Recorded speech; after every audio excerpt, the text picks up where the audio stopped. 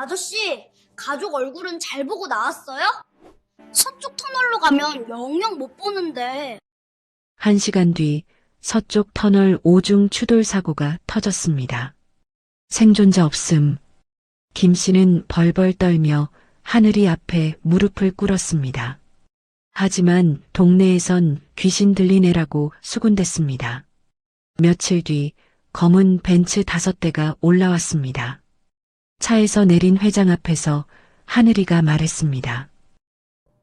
회장님, 등 뒤에 눈물 흘리는 남자 보여요. 순간 회장의 얼굴이 흑빛으로 변했습니다. 도대체 3년 전 그날 밤 무슨 일이 있었던 걸까요? 그리고 하늘이 앞에 펼쳐질 충격적인 진실은 무엇일까요? 사연 시작 전 구독과 좋아요로 함께 해주세요. 정오를 알리는 낡은 시계탑의 종소리가 달동네 언덕배기를 타고 느릿느릿 퍼져나갔습니다. 분홍내 국밥집 앞에는 사람들이 하나둘씩 모여들기 시작했습니다. 분홍은 이마에 송골송골 맺힌 땀방울을 낡은 앞치마 자락으로 훔쳐내며 자기 몸통만한 묵직한 국자를 쉬지 않고 저었습니다. 그 손끝에는 가족을 지키기 위해 버텨온 수십 년 세월의 굳은 살과 능숙함이 깊이 배어 있었습니다. 잠시 후 인근 공사판에서 점심을 해결하러 온 인부들이 뿌연 먼지가 묻은 작업복 차림으로 우르르 들어왔습니다. 동네 어르신들도 낡은 지팡이를 짚거나 서로를 부축하며 익숙한 자리를 찾아 앉았죠. 좁디 좁은 가게 안은 금세 사람들로 빼곡히 들어차 발 디딜 틈이 없었습니다. 이것이 바로 가난하지만 치열하게 살아가는 달동네 특유의 활기였습니다.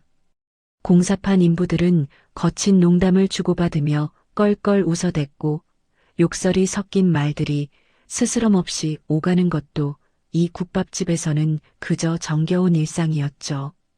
그 시끌벅적한 소음 한복판에서 놀랍게도 고작 10살배기 여자아이가 자기 몸집만한 쟁반을 양손에 받쳐들고 테이블 사이사이를 요리조리 누비고 있었습니다. 윤하늘이었습니다. 하늘이는 마치 날쌘 다람쥐처럼 움직였어요. 어른들도 버거워할 뜨거운 뚝배기를 나르면서도 주문이 한꺼번에 밀려들어도 당황하는 기색 하나 없이 척척이를 해냈습니다. 3번 테이블 순대 빼고요. 5번 테이블 특 사이즈요. 어린아이의 목소리라고는 믿기 어려울 만큼 또렷하고 정확한 외침이 주방 깊숙한 곳까지 쩌렁쩌렁 울렸습니다. 분옥은 국자를 젓던 손을 멈추지 않으면서도 힐끗 손녀를 보며 고개를 끄덕여 알았다는 신호를 보냈죠. 모퉁이 구석자리에 앉은 단골 손님 김 씨가 국밥 그릇을 비우다 말고 지나가는 하늘이를 불러 세웠습니다. 아이고, 우리 하늘이 다 컸네. 학교는 잘 다녀왔냐? 또랑또랑한 게 아주 장사꾼 다 됐어. 그러면서 투박하고 커다란 손으로 하늘이의 머리를 쓰다듬었어요. 하늘이는 김 씨를 향해 해맑게 웃으며 대답했습니다. 네, 아저씨. 맛있게 드세요. 오늘 겉절이가 엄청 맛있어요. 배시시 웃는 그 얼굴은 영락없는 사랑스러운 10살짜리 아이였습니다. 하지만 그 웃음 뒤에 숨겨진 눈동자를 아주 자세히 들여다본다면 아이답지 않은 깊고 서늘한 그늘이 서려 있다는 걸 알 수 있었어요. 마치 세상의 무거운 짐과 비밀을 너무 일찍 알아버린 사람만이 가질 수 있는 그런 슬픈 눈빛이었습니다. 하늘이는 손님들의 빈 물컵을 귀신같이 찾아내 쏜살같이 달려가 채워주었습니다. 반찬이 떨어진 테이블도 마치 레이더라도 달린 것처럼 정확히 알아챘어요. 깍두기 접시를 들고 가고 파김치를 리필해주고 빈 그릇을 치우는 손놀림이 어찌나 빠르던지 손님들은 저도 모르게 감탄을 흘렸습니다. 한창 눈코 뜰 새 없이 바쁜 시간이었습니다. 쾅! 하는 거친 소리와 함께 가게의 미닫이 문이 부서질 듯 열렸습니다. 들어온 것은 험상궂은 인상의 사내 셋이었습니다. 그들의 얼굴은 대낮부터 마신 술 기운으로 벌겋게 달아올라 있었고 걸음걸이는 위태롭게 비틀거렸죠. 가게 안에 진동하던 구수한 국밥 냄새 사이로 역한 알코올 냄새가 훅 끼쳐 들어왔습니다. 사내들은 들어오자마자 큰 소리로 소란을 피웠습니다. 주방에서 육수를 따르던 분옥의 눈이 번쩍 뜨였어요. 여기 물 안 가져와? 어린 것이 빠릿빠릿하지 못하게. 우두머리격으로 보이는 사내가 버럭 소리를 질렀습니다. 분옥은 당장이라도 뛰쳐나가고 싶었지만 뚝배기 서너 개가 동시에 끌어 넘치려는 참이었어요. 발이 꼼짝없이 묶여버렸죠. 하늘이가 물병을 들고 사내들에게 다가갔습니다. 탁 소리가 나게 물병을 테이블에 내려놓았어요. 그 순간 우두머리 사내의 손이 번개처럼 뻗어 하늘이의 가녀린 손목을 낚아챘습니다. 야, 너 이 동네에서 유명하다며? 사내가 누런 이빨을 드러내며 웃었습니다. 그 웃음에는 술 냄새와 함께 고약한 악의가 섞여 있었어요. 귀신 들리네라면서? 뭐, 내 빤스 색깔도 맞출 수 있냐? 응? 함께 온 일행들이 낄낄거리며 웃어댔습니다. 그 비웃음 소리가 좁은 가게 안에 가득 울려 퍼졌어요. 국밥을 먹던 손님들의 수저가 일제히 멈췄습니다. 가게 안의 공기가 순식간에 싸늘하게 얼어붙었죠. 하지만 누구도 선뜻 나서지 않았습니다. 사내들의 떡 벌어진 어깨와 우락부락한 인상을 본 손님들은 괜히 나섰다가 해코지를 당할까봐 고개를 숙인 채 눈치만 살폈어요. 어른들의 비겁한 침묵이 아이를 감쌌습니다. 그런데 하늘이는 잡힌 손목을 뿌리치려 들지 않았습니다. 울음을 터뜨리지도 않았죠. 오히려 사내의 붉게 충혈된 눈을 똑바로 아주 깊이 올려다보았습니다. 10살짜리 아이라고는 믿기 어려울 만큼 차갑게 가라앉은 목소리가 흘러나왔습니다. 아저씨, 빤스 색깔은 모르고요. 사내의 웃음기가 멈칫했습니다. 아이의 태연한 태도가 예상 밖이었던 거죠. 하늘이가 다른 손으로 깍두기 접시를 테이블에 툭 내려놓았습니다. 그리고는 사내의 눈을 뚫어져라 쳐다보며 무심하게 툭 던지듯 말했어요. 어제 노름판에서 날린 돈 있잖아요. 그거 아저씨 마누라 수술비였죠? 순간 가게 안 전체가 멈춘 것 같았습니다. 사내의 붉었던 얼굴이 삽시간에 흑빛으로 변했습니다. 술기운이 단번에 가신 것처럼 동공이 심하게 흔들렸어요. 하늘이의 손목을 잡고 있던 손이 힘없이 스르륵 풀려버렸습니다. 그것은 단순한 비밀이 아니었습니다. 아내의 목숨줄을 도박판에 털어넣었다는 묻어두고 싶었던 끔찍한 죄책감이었으니까요. 형님, 그게 무슨 소리야? 형수님 수술비 건드렸어? 함께 온 동료들이 사내를 추궁하기 시작했습니다. 방금까지 낄낄대던 얼굴들이 싸늘하게 굳어졌어요. 하늘이가 한 발자국 더 다가섰습니다.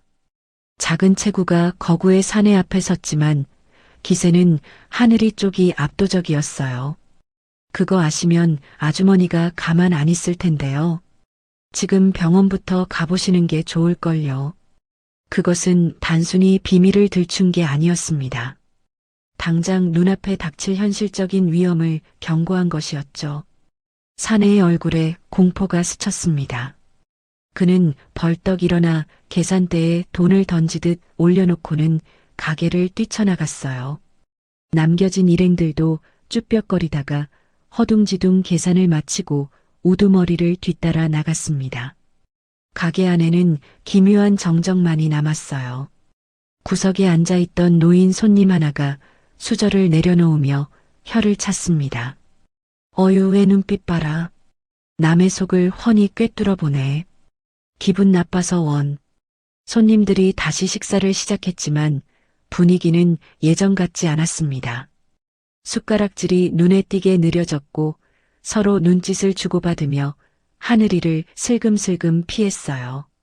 마치 재수 없는 것이라도 본 것처럼, 혹은 내 속마음도 들킬까 두려운 것처럼요.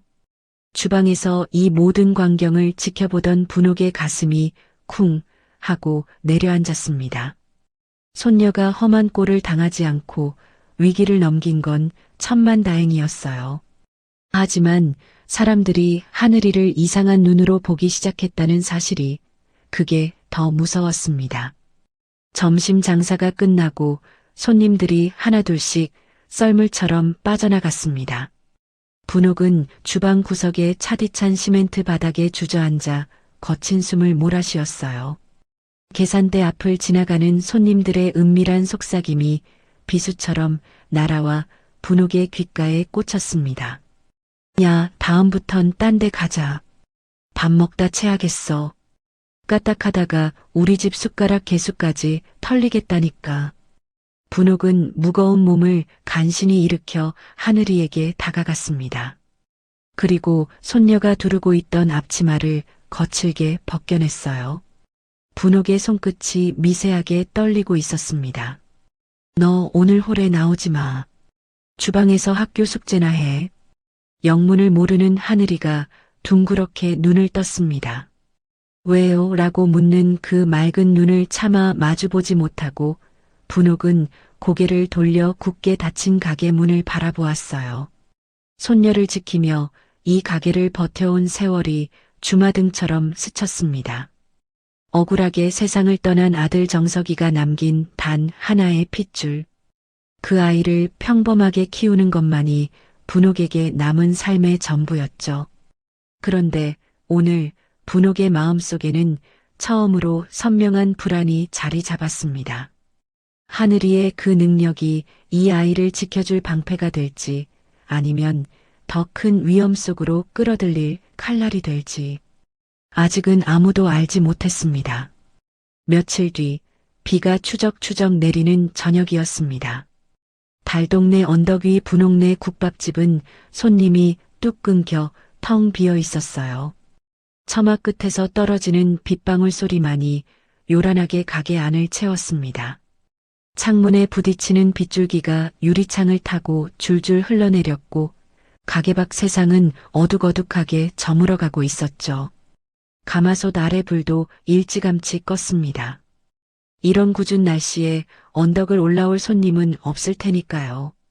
분옥은 텅 빈 홀을 바라보며 깊은 한숨을 내쉬었습니다. 이런 날은 장사고 뭐고 일찌감치 문을 닫는 게 나았어요. 하늘이는 구석 테이블에 앉아 학교 숙제를 하고 있었습니다.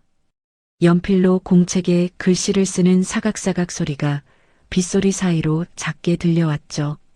그때 가게 문이 삐걱거리며 열리더니 비에 흠뻑 젖은 사람이 들어왔습니다.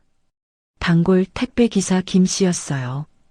그는 하루 종일 배달을 돌고 온 모양이었습니다. 택배 조끼가 빗물에 젖어 무겁게 처져 있었고 신발에서는 물이 질질 흘러내려 바닥에 웅덩이를 만들었죠. 아이고, 김 기사님. 이 비에 고생이 많으시네.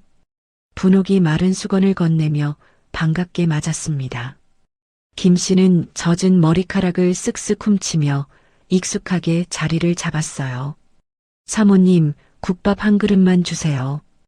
오늘 마지막 배달이라 허기가 져서 죽겠어요.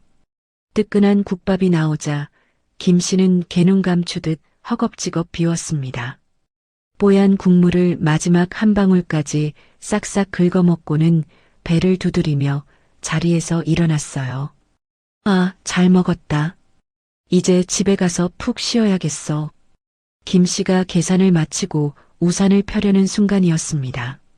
구석에서 조용히 숙제를 하던 하늘이가 갑자기 연필을 떨어뜨렸습니다. 연필이 바닥을 구르는 소리가 유난히 크게 들렸어요. 하늘이는 갑자기 가슴 안쪽이 쿡 하고 조여오는 느낌에 숨을 멈췄습니다. 빗소리가 멀어지는 것 같았고 귀 안쪽이 먹먹해졌죠. 하늘이는 벌떡 일어나 김 씨에게 달려갔습니다. 그리고는 김 씨의 바짓가랑이를 두 손으로 꽉 움켜쥐었습니다. 하늘아, 왜 그러니? 아저씨 바빠. 김 씨가 당황하며 웃음을 지었습니다. 장난치는 줄 알고 가볍게 떼어내려 했어요. 하지만 하늘이는 놓지 않았습니다. 아이의 손에는 손가락 마디가 하얗게 질릴 정도로 힘이 들어가 있었어요. 평소와는 전혀 다른 모습이었죠. 김 씨가 하늘이의 얼굴을 내려다보았습니다. 그 순간 그의 웃음기가 싹 사라졌어요. 하늘이의 눈동자가 까맣게 가라앉아 있었기 때문입니다. 마치 깊은 우물 속을 들여다보는 것 같은 서늘한 눈빛이었죠. 가지 마요. 하늘이의 목소리가 떨리고 있었습니다. 오늘 서쪽으로 가면 안 돼요. 다리 부러져요. 아니, 못 돌아와요. 순간 김 씨의 등골이 오싹해졌습니다.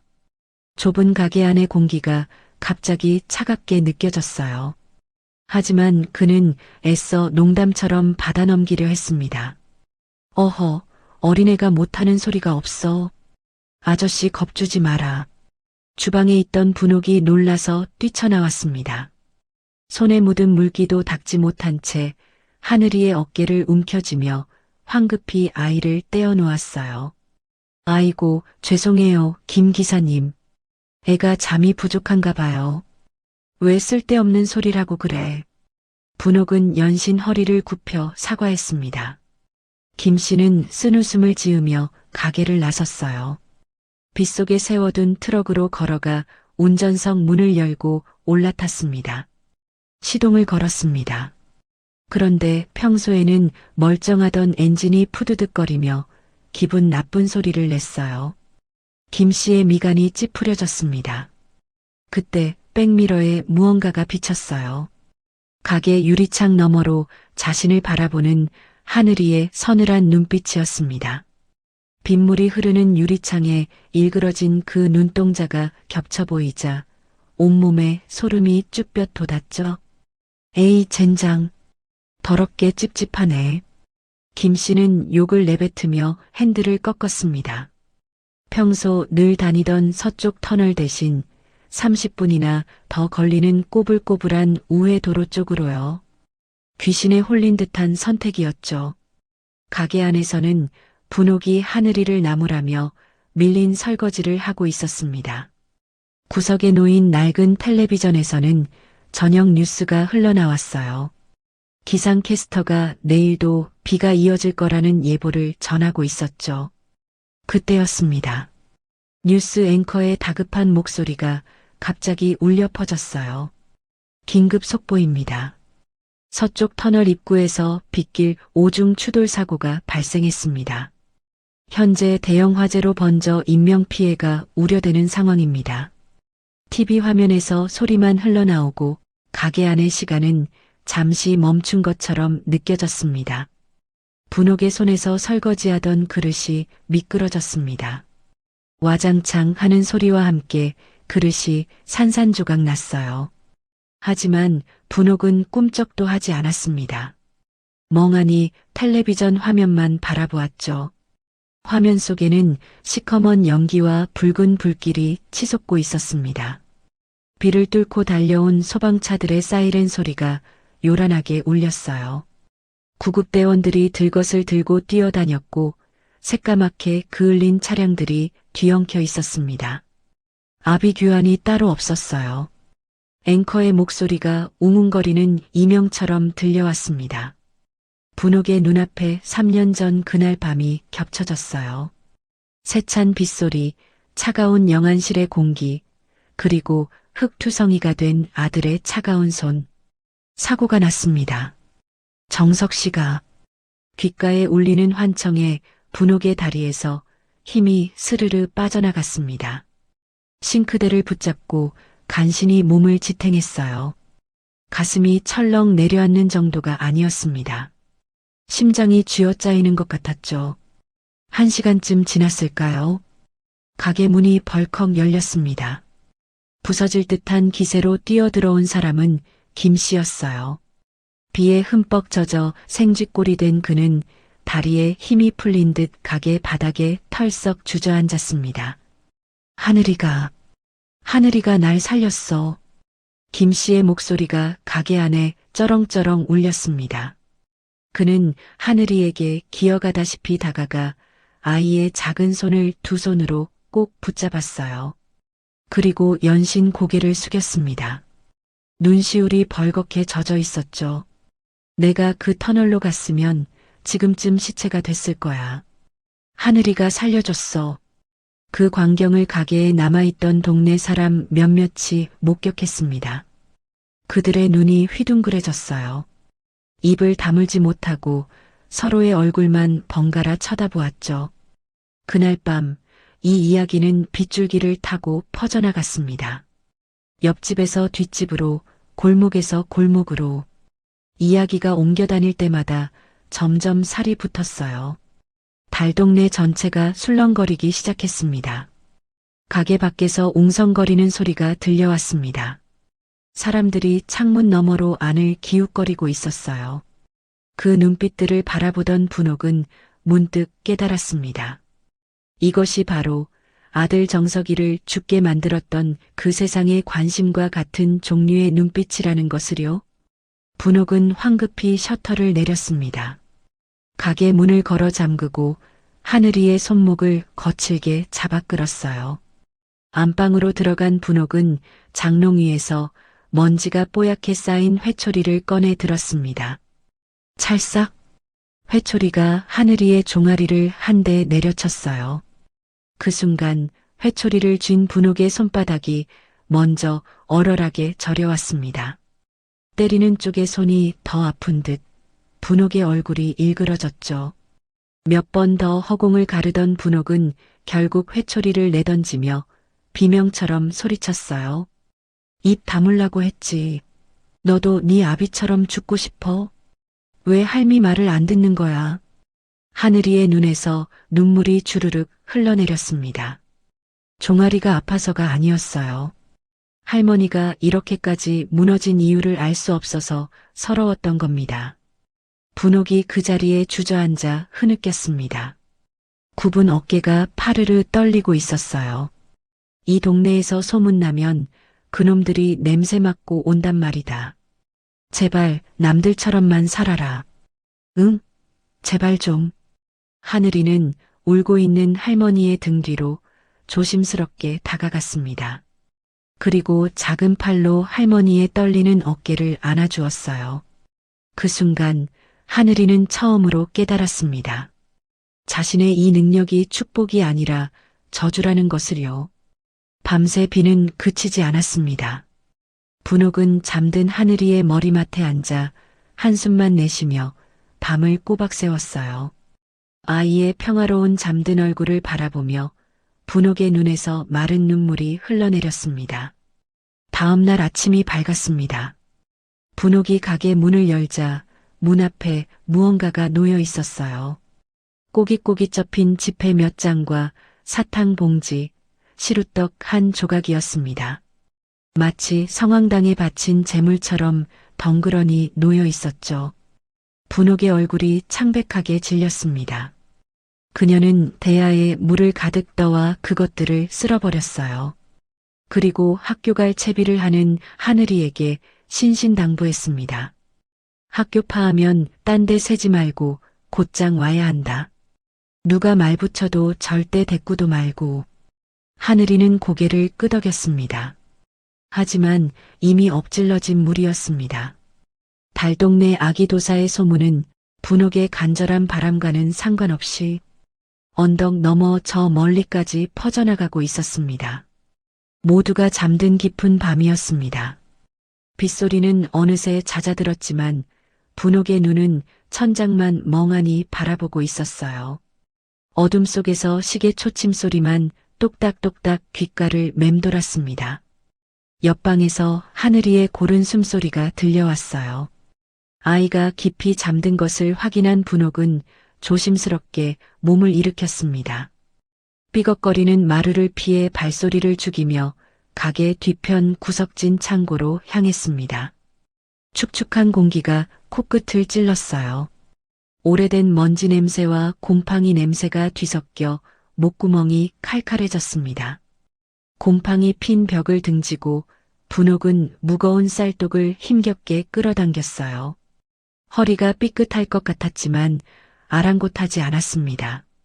쌀독 아래 바닥을 손끝으로 더듬었어요. 쌀알들 사이로 손끝에 걸리는 것이 있었습니다. 검은 비닐봉지 하나였어요. 떨리는 손으로 봉지를 열었습니다. 안에서 나온 것은 3년 전 세상을 떠난 아들 정석의 영정 사진이었어요. 사진 속 아들은 환하게 웃고 있었습니다. 40살 한창 일할 나이에 세상을 떠난 아들이었죠. 흙이 묻어 빛바랜 낡은 안전모도 함께 있었어요. 분옥은 영정 사진을 가슴에 꼭 끌어안았습니다. 차가운 사진 속 아들의 얼굴을 손가락 끝으로 어루만지며 입술을 깨물었어요. 찬장에서 소주병을 꺼내 한 잔을 따랐습니다. 영정 앞에 조심스럽게 놓았어요. 소주 향이 코끝을 톡 쏘았습니다. 정서가 엄마 왔다. 분옥의 목소리가 갈라졌어요. 3년 전의 기억이 파도처럼 밀려왔습니다. 그날도 비가 내렸어요. 성실하기로 소문난 현장 소장이었던 정석이 퇴근 시간이 한참 지나서야 집에 들어왔습니다. 온몸이 흙투성이었어요. 작업복에는 시멘트 가루가 뒤덮여 있었고 안전모는 한쪽이 찌그러져 있었죠. 정석은 아무 말 없이 식탁 앞에 앉더니 두 손으로 머리를 감싸쥐었습니다. 이마가 식탁에 쿵 부딪혔어요. 어깨가 파르르 떨리고 있었습니다. 분옥은 놀라서 아들 곁으로 달려갔어요. 정석아, 왜 이래? 뭔 일 있어? 정석이 고개를 들었습니다. 충혈된 눈에 눈물이 그렁그렁 맺혀 있었어요. 그가 분옥의 손을 꽉 잡았습니다. 손이 얼음장처럼 차가웠죠. 엄마, 이대로 건물 올리면 다 죽어. 자재를 너무 빼돌렸어. 철근도 시멘트도 절반밖에 안 들어갔어. 이거 막아야 돼. 분옥은 아들의 손을 맞잡았습니다.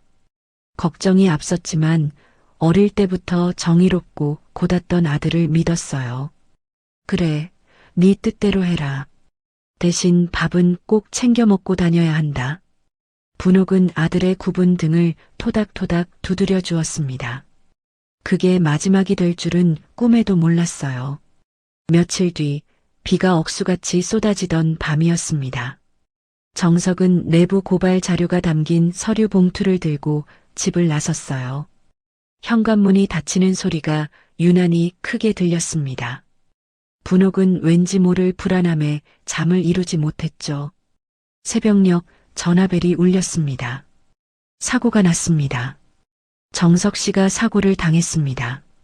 분옥이 병원에 도착했을 때 아들은 이미 싸늘한 주검이 되어 있었어요. 하얀 천으로 덮인 아들의 얼굴을 보는 순간 분옥의 다리가 꺾였습니다. 세상이 무너져 내리는 것 같았죠. 경찰은 형식적이었습니다. 현장 사진 몇 장을 툭툭 던져놓고는 성의 없는 질문만 늘어놓았어요. 평소에 우울증 같은 건 없었죠? 술은 좀 했나요? 분옥이 아무리 아들이 회사 비리를 고발하려 했다고 누군가에게 협박을 받았다고 호소해도 소용없었습니다. 경찰은 빗길에 발을 헛디뎌 추락한 실족사로 사건을 서둘러 종결지었어요. 부검조차 제대로 이루어지지 않았습니다. 장례식장에는 상명건설 직원들이 찾아왔어요. 그들은 향도 피우지 않았습니다. 검은 양복을 입은 사내가 돈봉투를 빈소 앞에 툭 던졌어요. 술 먹고 발 헛디딘 걸 회사 탓하면 곤란합니다. 산재 처리 안 되니까 이걸로 합의하시죠. 분옥은 그 돈봉투를 집어들어 사내의 얼굴에 내던졌습니다. 오열하며 항의했어요. 그러자 사내의 얼굴이 험악하게 일그러졌습니다. 아줌마, 돈 더 받으려고 시체팔이하는 거야? 적당히 해. 그 끔찍한 모욕을 남기고 그들은 유유히 사라졌습니다. 분옥은 회상에서 깨어났어요. 어느새 두 뺨이 눈물로 흥건하게 젖어 있었습니다. 가슴을 쥐어뜯으며 억눌러왔던 울음을 터뜨렸어요. 내가 널 지켜주지 못했어. 말렸어야 했는데. 목이 찢어질 것 같았지만 소리를 낼 수 없었어요. 하늘이가 깰까봐 입을 틀어막고 흐느꼈습니다. 분옥의 시선이 안전모로 향했습니다. 안전모 안쪽에 검은 테이프로 무언가가 붙어 있었어요. 작은 USB였습니다. 아들이 남긴 유일한 유품이었죠. 사고 직후 분옥은 이 USB를 들고 경찰서로 달려갔었어요. 울며불며 증거라고 제발 봐달라고 사정했습니다. 하지만 경찰의 대답은 냉담했어요. 비밀번호가 걸려 있어서 못 엽니다. 그리고 술 먹고 실족한 건데 이게 무슨 증거가 됩니까? 문전박대였습니다. 그날 이후 이 USB는 분옥에게 아들의 못다한 말이자 건드리면 남은 가족마저 집어삼킬 시한폭탄이 되었어요. 그래서 쌀독 깊숙이 봉인해 두었던 겁니다. 분옥은 눈물을 훔치고 물건들을 다시 비닐봉지에 겹겹이 쌌습니다. 누가 볼세라 쌀독 가장 깊숙한 바닥까지 밀어넣고 그 위에 쌀을 한 줌 한 줌 꾹꾹 눌러 덮었죠. 하얀 쌀알들 속에 아들의 억울함이 파묻혔습니다. 내 새끼 억울해서 어쩌나. 그래도 하늘이는 내가 지킬게. 이 지옥 같은 건 나 혼자 안고 간다. 쌀독 뚜껑을 덮는 분옥의 손이 파르르 떨렸습니다. 새벽 4시쯤이었어요. 가게 문 셔터 틈으로 뭔가가 스르륵 밀려 들어오는 소리가 났습니다. 분옥은 화들짝 놀라 밖으로 나갔어요. 바닥에 종이 뭉치가 떨어져 있었습니다. 밖에는 아무도 없었어요. 새벽 공기가 싸늘하게 피부를 파고들었습니다. 종이를 집어들어 펼쳐보았어요. 상명건설 주간, 달동네 재개발 구역 확정 및 퇴거 안내문이었습니다. 분옥의 눈이 안내문 하단으로 향했어요. 붉은 직인이 선명하게 찍혀 있었습니다. 상명건설 회장 최상균. 아들을 죽음으로 몰고 간 원수의 이름이었어요. 분옥의 손에서 종이가 구겨졌습니다. 손톱이 손바닥을 파고들 정도로 주먹을 꽉 쥐었어요. 온몸이 부들부들 떨렸습니다. 그놈들이 기어이 이 삶의 터전까지 뺏으러 온 것이었습니다. 아침이 밝았습니다.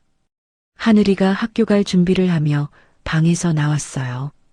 분옥은 아무렇지 않은 척 밥상을 차렸습니다. 밤새 울어 퉁퉁 부은 눈을 들키지 않으려 고개를 숙인 채 반찬을 놓았죠. 하늘이의 옷매무새를 고쳐주며 평소보다 더 꼼꼼하게 챙겼습니다. 단추를 하나하나 잠가주고 구겨진 옷깃을 바로잡아 주었어요. 손끝이 덜덜 떨리는 것을 애써 감추었습니다.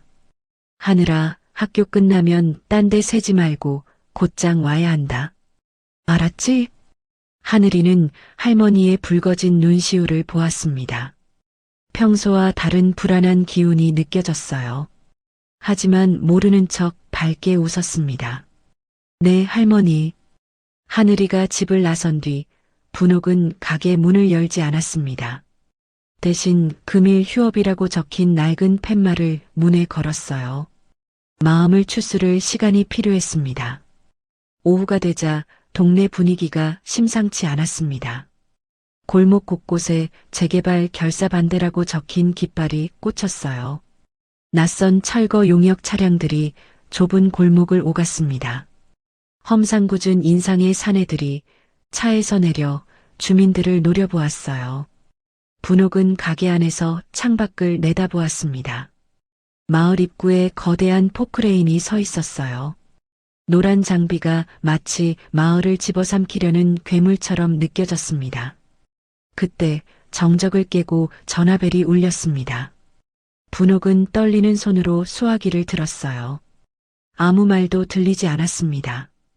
거친 숨소리만 잠시 흘러나오다가 뚝 끊어졌죠. 등골이 서늘해졌습니다. 불길한 예감에 창밖을 내다보았어요. 골목 어귀에 검은색 고급 세단 한 대가 서 있었습니다. 이 달동네에는 전혀 어울리지 않는 차였어요. 분홍과 눈이 마주친 듯 세단은 스르륵 소리 없이 사라졌습니다. 분홍은 그 자리에 털썩 주저앉았어요. 심장이 쿵쿵 뛰었습니다. 직감적으로 알 수 있었어요. 이제 물러설 곳이 없다는 것을, 그리고 놈들이 벌써 자신과 하늘이를 지켜보고 있다는 것을요. 며칠 후 평화롭던 달동네 입구로 육중한 엔진 소리가 굴러 들어왔습니다. 검은색 고급 세단 5대가 줄지어 좁은 골목을 밀어젖히듯 올라왔어요. 번쩍번쩍 광이 나는 차체가 햇빛을 받아 눈이 부실 정도였습니다. 낡은 판잣집들, 금이 간 시멘트 담벼락들과 너무나 대비되는 모습이었죠. 좁은 골목길에 고급 세단이라니 마치 다른 세상에서 온 것 같았어요. 동네 사람들이 길가로 황급히 비켜서며 웅성거렸습니다. 빨래를 널던 아주머니는 손을 멈추고 멍하니 바라봤어요. 담배를 피우던 노인은 황급히 고개를 숙였습니다. 아이들은 엄마 손에 이끌려 집 안으로 끌려 들어갔어요. 누군가는 숨을 삼켰고 누군가는 서둘러 집 안으로 몸을 숨겼죠. 가장 앞에 선 차의 뒷문이 열렸습니다. 윤기가 자르르 흐르는 검은 구두 한 켤레가 먼저 보였어요. 그 구두가 질척이는 진흙 바닥을 밟았습니다. 차에서 내린 사람은 60줄에 접어든 사내였어요.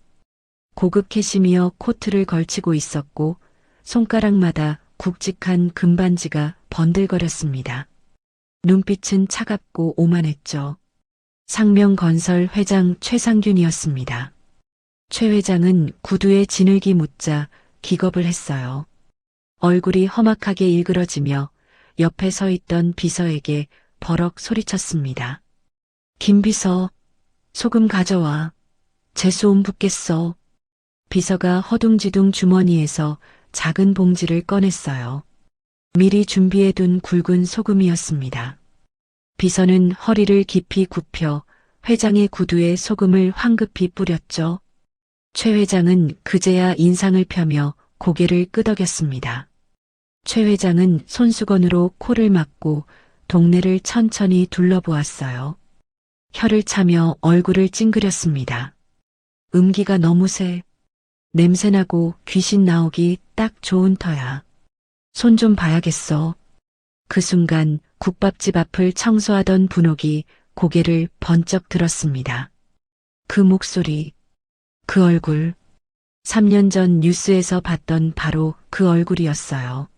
아들의 장례식장에 조화 화환 하나만 딸랑 보내고 정작 본인은 코빼기도 비치지 않았던 자. 아들을 죽음으로 몰고 간 원수 최상균이었습니다. 분옥의 심장이 덜컥 내려앉았어요. 귀에서 삐하는 이명소리가 들렸습니다. 혈압이 머리끝까지 치솟아 관자놀이가 욱신거렸죠. 손에 들고 있던 빗자루가 힘없이 바닥으로 떨어졌습니다. 하지만 분옥은 움직일 수 없었어요. 공포와 분노가 뒤섞여 발이 땅에 붙어버린 것 같았습니다. 최 회장이 분옥 쪽을 쓱 쳐다보았어요. 하지만 그는 분옥이 누구인지 알아보지 못했습니다. 그저 늙고 초라한 노인네로 취급하며 시선을 돌렸죠. 자신이 죽인 사람의 어머니가 바로 눈앞에 서 있다는 것도 모른 채요. 그에게 분옥은 그저 쫓아내야 할 수많은 사람 중 하나일 뿐이었습니다. 분옥은 온몸의 피가 거꾸로 솟는 것 같았어요. 당장이라도 달려가 멱살을 잡고 싶었습니다. 하지만 저 압도적인 권력 앞에서 자신이 아무것도 할 수 없다는 무력감이 온몸을 짓눌렀어요. 주먹을 꽉 쥐었지만 그게 전부였습니다. 손톱이 손바닥에 파고들어 피가 배어났지만 아픔조차 느끼지 못했죠. 그 시각 학교에서 돌아오던 하늘이는 골목에 세워진 차들 옆을 지나고 있었습니다. 그때 코를 찌르는 역한 냄새가 밀려왔어요. 저도 모르게 코를 막으며 헛구역질을 했습니다. 단순한 악취가 아니었어요. 썩은 것 같기도 하고 타는 것 같기도 한 묘한 냄새였죠. 하늘이만 느낄 수 있는 사람의 검은 탐욕이 풍기는 냄새였습니다. 그 냄새의 근원지가 저 고급 세단이라는 것을 하늘이는 본능적으로 알 수 있었어요. 그날 오후부터 재앙이 시작되었습니다. 예고도 없이 구청 위생과 직원들이 국밥집에 들이닥쳤어요. 그들은 먼지 하나 없이 깨끗한 주방을 이잡듯이 뒤졌습니다. 냉장고 문을 벌컥 열어젖히고 찬장을 뒤적이고 바닥을 손가락으로 훑쳤어요. 싱크대 아래까지 머리를 들이밀며 트집 잡을 거리를 찾았습니다. 분명 아무 문제도 없었는데 그들은 마치 짜맞춘 듯 문제를 만들어냈어요. 위생 상태가 엉망이네. 식자재 보관이 잘못됐어.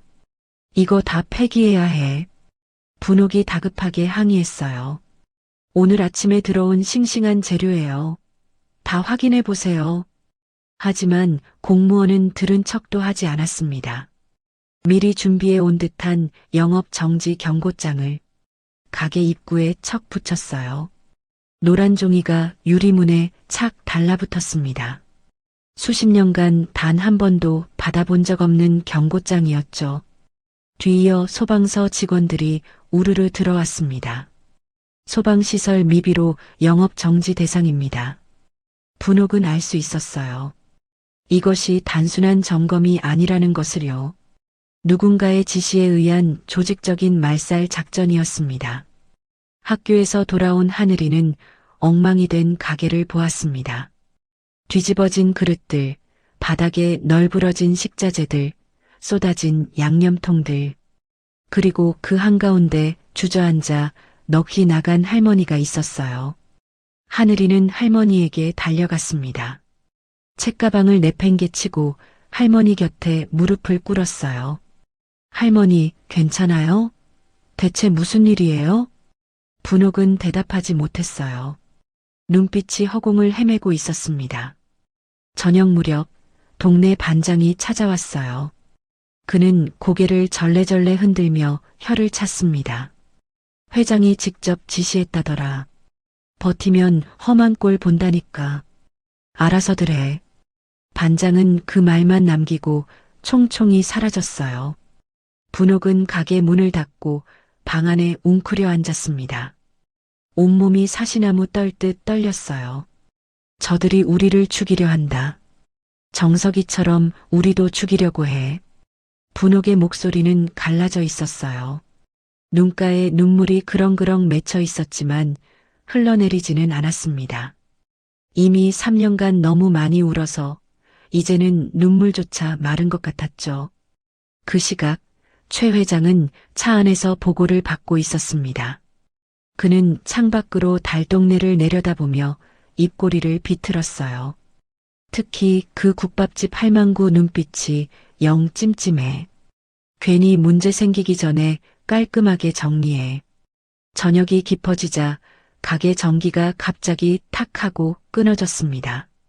칠흑 같은 어둠이 순식간에 방 안을 뒤덮었어요. 분옥의 몸이 더 심하게 떨렸습니다. 이가 딱딱 부딪히는 소리가 어둠 속에 울렸어요. 하늘이는 어둠 속을 더듬어 부엌에서 양초를 찾았습니다. 성냥을 그어 불을 켰어요. 촛불이 일렁이며 방 안을 희미하게 밝혔습니다. 그림자가 벽에 길게 드리워졌죠. 하늘이는 떨고 있는 할머니 곁으로 다가가 손을 꼭 잡았어요.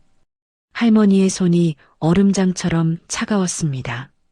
창밖으로 재개발 사무실의 불빛이 보였어요. 온 동네가 암흑인데 그곳만 환하게 빛나고 있었습니다. 하늘이는 깨달았어요. 이 모든 일이 낮에 본 그 아저씨, 썩은 냄새가 진동하던 그 사람 때문이라는 것을요. 두려움이 밀려왔습니다. 하지만 그보다 더 강한 무언가가 가슴속에서 꿈틀거렸어요. 가족을 지켜야 한다는 본능이었습니다. 하늘이는 할머니의 떨리는 어깨를 감싸 안았어요. 10살짜리 아이라고는 믿기 어려운 단단한 눈빛으로 말했습니다. 할머니, 떨지 마. 저 아저씨가 더 무서워서 저러는 거야. 나쁜 짓 한 사람은 다 저렇게 무서워해. 그때였습니다. 밖에서 와장창 하는 소리가 들렸어요. 돌멩이 하나가 날아와 가게 유리창을 박살냈습니다. 유리 조각이 사방으로 튀었어요. 분옥이 본능적으로 하늘이를 끌어안아 감쌌습니다. 유리 파편이 분옥의 등에 떨어졌지만 그녀는 오직 손녀를 보호하는 데만 집중했어요. 깨진 유리 조각 사이로 쪽지 하나가 떨어져 있었어요. 하늘이가 조심스럽게 그것을 집어들었습니다. 붉은 글씨로 섬뜩한 경고가 적혀 있었어요. 좋은 말 할 때 당장 비워. 다음엔 돌멩이가 아니라 불덩이다. 분옥과 하늘이는 서로를 부둥켜 안았습니다. 밖에서는 다시 비가 내리기 시작했어요. 빗소리가 깨진 창문 틈으로 스며들었습니다.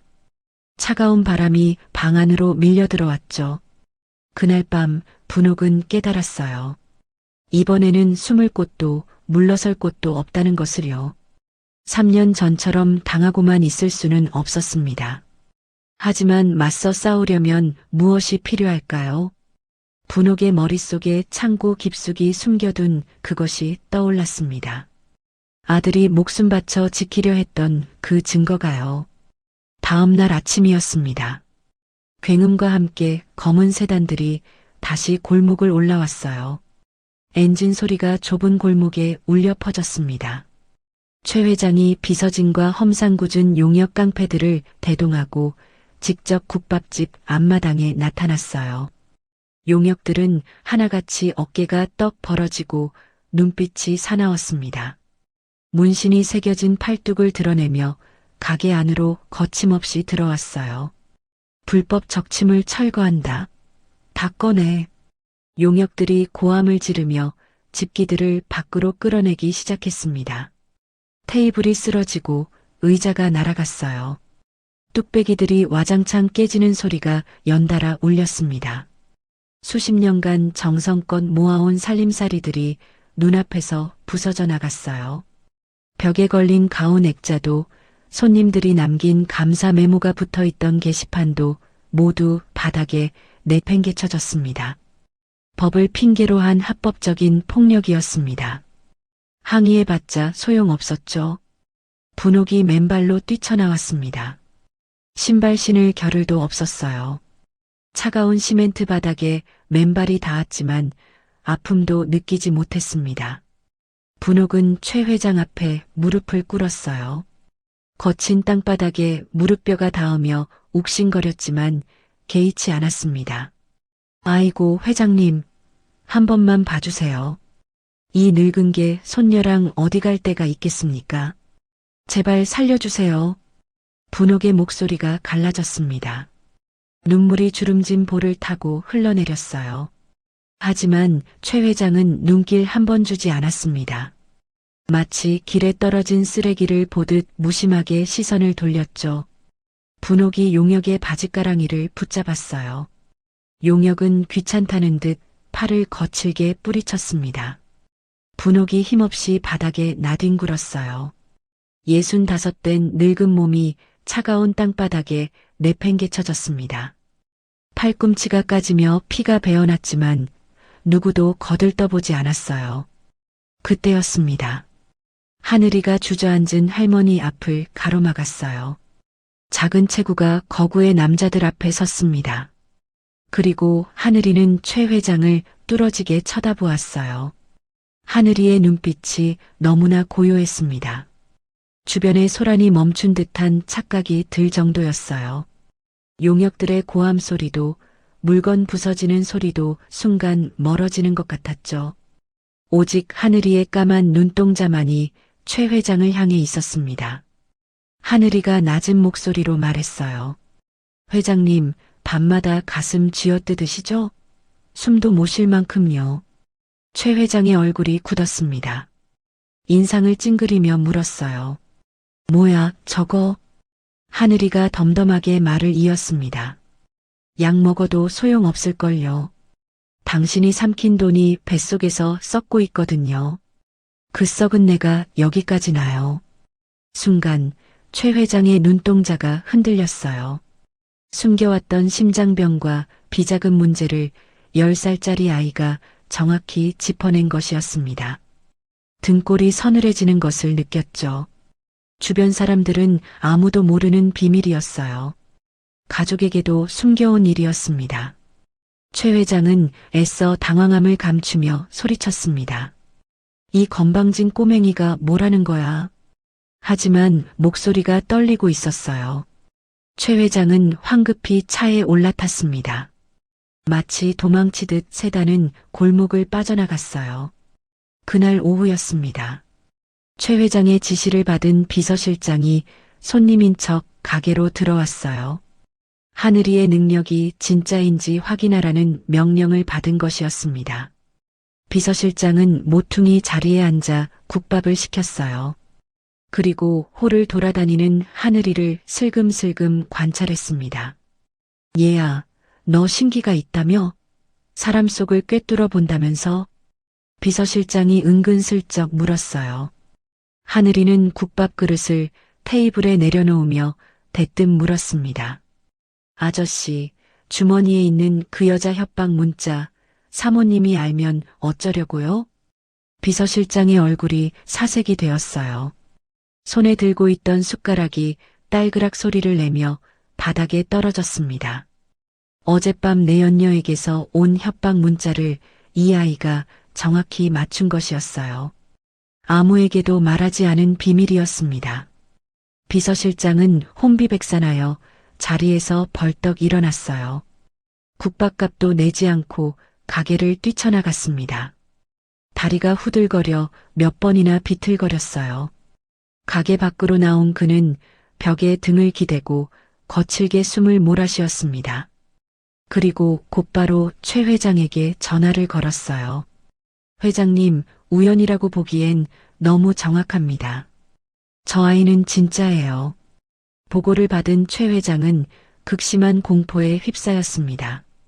저 아이가 자신의 더 깊은 비밀까지 알고 있으면 어쩌지. 3년 전 윤정석을 처리하라고 지시했던 일. 그것까지 알고 있다면 끝장이었어요. 최 회장의 얼굴이 험악하게 일그러졌습니다. 입을 막아야 해. 오늘 밤 확실히 겁줘서 쫓아내. 그날 밤이었습니다. 가게 셔터가 요란하게 흔들렸어요. 쿵쿵쿵. 누군가 주먹으로 두드리는 소리가 났습니다. 분옥과 하늘이는 서로를 껴안고 구석으로 몸을 움츠렸어요. 그러더니 셔터가 벌컥 열리며 용역들이 들이닥쳤습니다. 손전등 불빛이 어둠을 가르며 휘저었어요. 그들의 손에는 빨간 라카 스프레이가 들려 있었습니다. 쉭, 스프레이 소리가 가게 안을 가득 채웠어요. 용역들은 벽과 테이블, 메뉴판에 닥치는 대로 붉은색을 휘갈겼습니다. 커다란 X표시, 철거, 퇴거. 붉은 글씨들이 여기저기 새겨졌어요. 분옥이 수십 년간 가꿔온 깨끗한 가게가 순식간에 흉가처럼 변해버렸습니다. 돈 숨겨둔 거 있나 찾아봐. 용역 중 한 명이 소리치며 창고로 들어갔어요. 그리고 구석에 있던 쌀독을 발로 걷어찼습니다. 쌀독이 쿵 하고 넘어졌어요. 차르르. 하얀 쌀이 더러운 시멘트 바닥에 쏟아졌습니다. 분옥에게 쌀은 피 같은 양식이었어요. 손님들에게 밥을 지어주고 손녀를 먹여 살리는 생명줄이었죠. 한 톨 한 톨이 다 돈이었고 삶이었습니다. 아이고, 내 쌀. 이 귀한 걸. 분옥이 비명을 질렀습니다. 무릎을 꿇고 바닥에 흩어진 쌀을 주워 담으려 했어요. 하지만 용역들은 비웃기만 했습니다. 내일은 빨간 줄 긋는 걸로 안 끝난다. 알아서 꺼져. 으름장을 놓고 그들은 사라졌어요. 폭력보다 더한 모멸감이 가게 안을 가득 채웠습니다. 정적이 내려앉았습니다. 그 속에서 분옥의 흐느낌만 들렸어요. 분옥은 바닥에 엎드려 먼지 묻은 쌀을 떨리는 손으로 주워 담기 시작했습니다. 아까워서 어쩌나. 이걸 어째. 하늘이도 묵묵히 할머니 옆에 앉았어요. 작은 손으로 쌀알을 하나하나 주워 담았습니다. 그러다 쌀 더미 속에 파묻혀 있던 무언가가 손끝에 걸렸어요. 검은 비닐봉지였습니다. 하늘이가 봉지를 열었어요. 안에서 흙 묻은 낡은 안전모가 나왔습니다. 그리고 안전모 안쪽에 테이프로 붙어 있는 작은 USB가 보였어요. 분옥이 소스라치게 놀라며 뺏으려 했습니다. 그거 내놔. 보면 안 돼. 하지만 하늘이는 놓지 않았어요. 안전모를 가슴에 꼭 안으며 할머니를 바라보았습니다. 할머니, 이거 아빠 거지?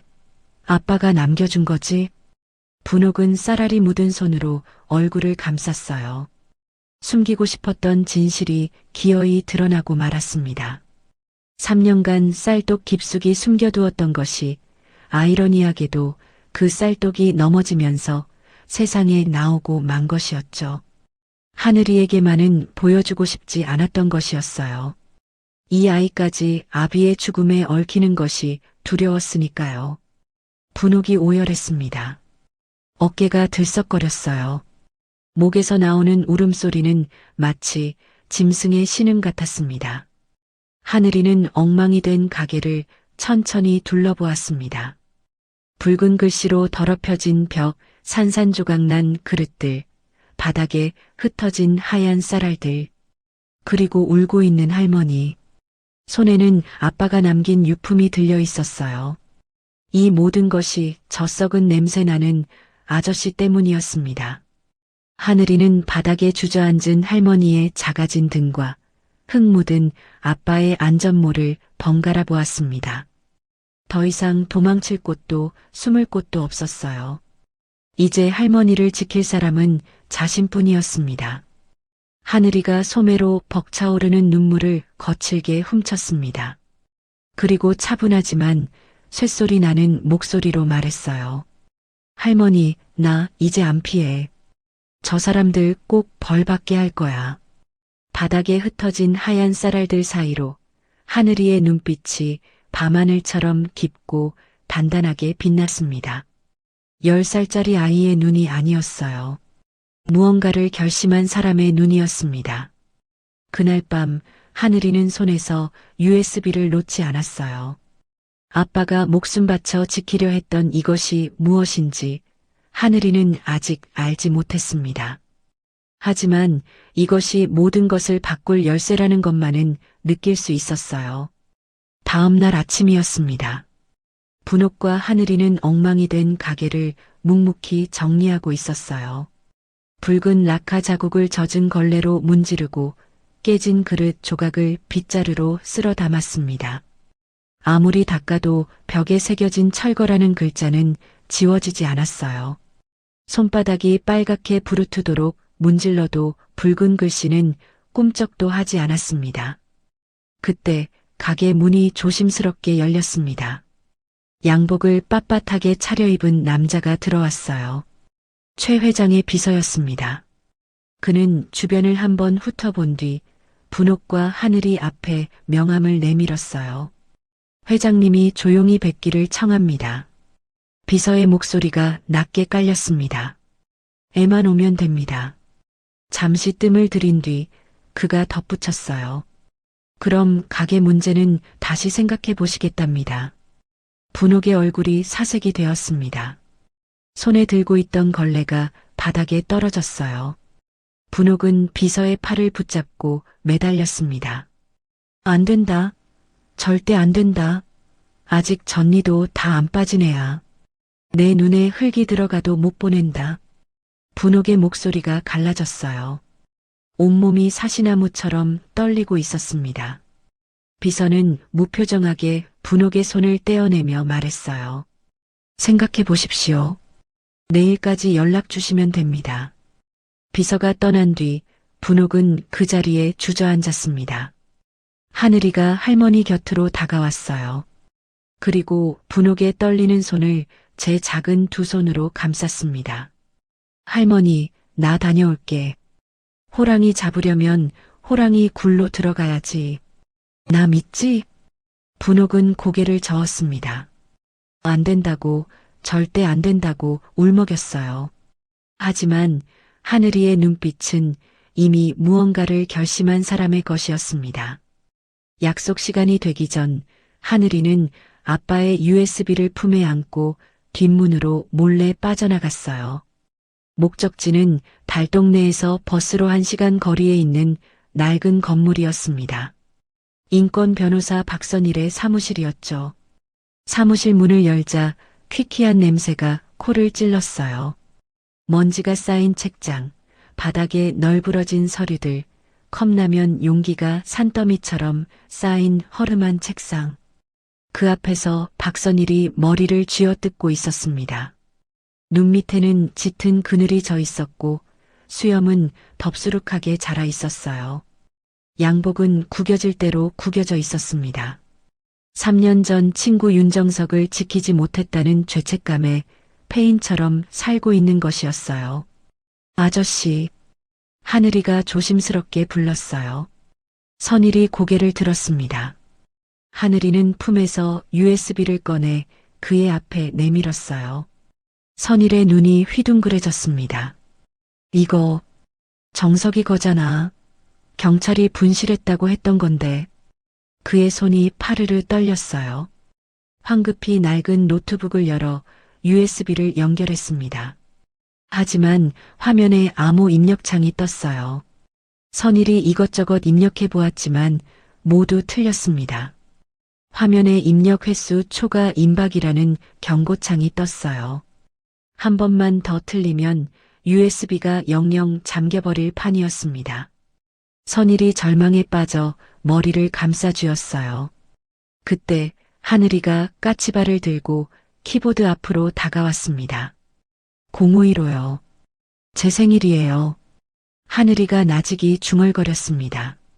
아빠는 항상 그랬어요. 내 생일이 세상에서 제일 중요한 날이라고.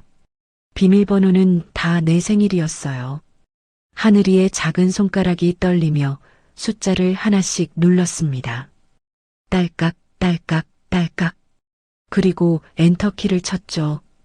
띵동하는 경쾌한 알림음과 함께 잠금이 해제되었습니다. 그 문구와 함께 화면이 바뀌었습니다. 폴더가 열리며 수십 개의 파일이 쏟아졌어요. 상명건설의 비자금 장부, 부실공사 현장 사진, 녹취 파일들. 아빠가 목숨 걸고 모아둔 증거들이 화면 가득 펼쳐졌습니다. 철근이 빠진 건물 골조 사진, 뇌물을 주고받는 장면이 담긴 동영상, 숫자가 빼곡히 적힌 비자금 장부. 이 모든 것을 아빠가 혼자서 모았던 것이었어요. 선일의 눈에서 눈물이 흘러내렸어요. 정서가, 이 미련한 놈아, 딸내미 생일을 비밀번호로 해놓고 혼자 가버리면 어떡하냐. 하늘이도 코를 훌쩍였습니다. 아빠의 흔적 앞에서 눈물이 멈추지 않았어요. 하지만 울고 있을 시간이 없었습니다. 선일이 눈물을 닦으며 벌떡 일어났어요. 이거면 법으로 놈을 잡을 수 있어. 재판 걸자. 하지만 하늘이는 고개를 저었습니다. 법은 너무 느려요. 아저씨, 재판하는 3년 동안 우리 동네는 다 밀리고 할머니는 병나서 죽을 거예요. 당장 멈추게 해야 해요. 하늘이의 눈은 또렷했지만 물기가 어려 있었어요. 그 눈으로 선일을 똑바로 바라보며 말했습니다. 내가 그 사람 눈을 가릴 테니 아저씨는 덫을 놔요. 그 사람 욕심을 이용해요. 선일이 펄쩍 뛰었어요. 너무 위험해. 넌 어린애야. 하지만 하늘이의 눈빛은 흔들리지 않았습니다. 결국 선일은 한숨을 내쉬며 계획을 세우기 시작했어요. 최 회장의 탐욕을 이용해 함정에 빠뜨릴 방법을요. 가짜 해외 투자처 자료를 급조하기 시작했습니다. 유령회사 서류, 가짜 수익률 보고서, 그럴듯한 투자 제안서를 만들었어요. 하늘이는 선일이 알려주는 어려운 단어들을 필사적으로 외웠습니다. 상장 폐지, 비트코인, 뜻도 모르는 단어들을 무당이 주문 외우듯 중얼거렸어요. 하지만 10살짜리 아이에게는 너무나 버거운 것들이었습니다. 하늘이가 머리를 감싸주며 괴로워했어요. 아저씨, 말이 너무 어려워요. 머리가 깨질 것 같아요. 그 모습을 보는 선일의 가슴이 미어졌습니다. 한창 뛰어놀아야 할 아이에게 사기꾼의 대본을 외우게 하다니 자신이 한심했어요. 몇 시간이 흘렀습니다. 하늘이가 소파 구석에 웅크려 쪽잠이 들었어요. 잠든 얼굴은 영락없는 10살짜리 꼬마였습니다. 볼에는 아직 아기살이 남아 있었고 입이 살짝 벌어져 있었어요. 선일은 낡은 담요를 꺼내 아이에게 덮어주었습니다. 미안하다. 어른들이 못나서 네가 이 고생이다. 날이 어둑해지고 하늘이가 눈을 떴어요. 선일이 작은 물건 하나를 하늘이의 주머니에 넣어주었습니다. 초소형 녹음기였어요. 이게 네 부적이야. 위험하면 무조건 소리 질러. 아저씨가 경찰 달고 쳐들어갈 테니까. 검은 세단이 가게 앞에 도착했습니다.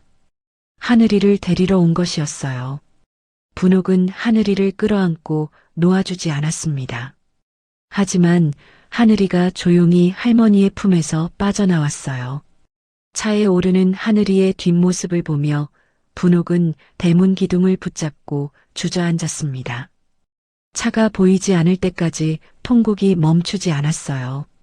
아들을 잃은 것도 모자라 이제 손녀마저 그 악마의 손에 보내야 하다니요.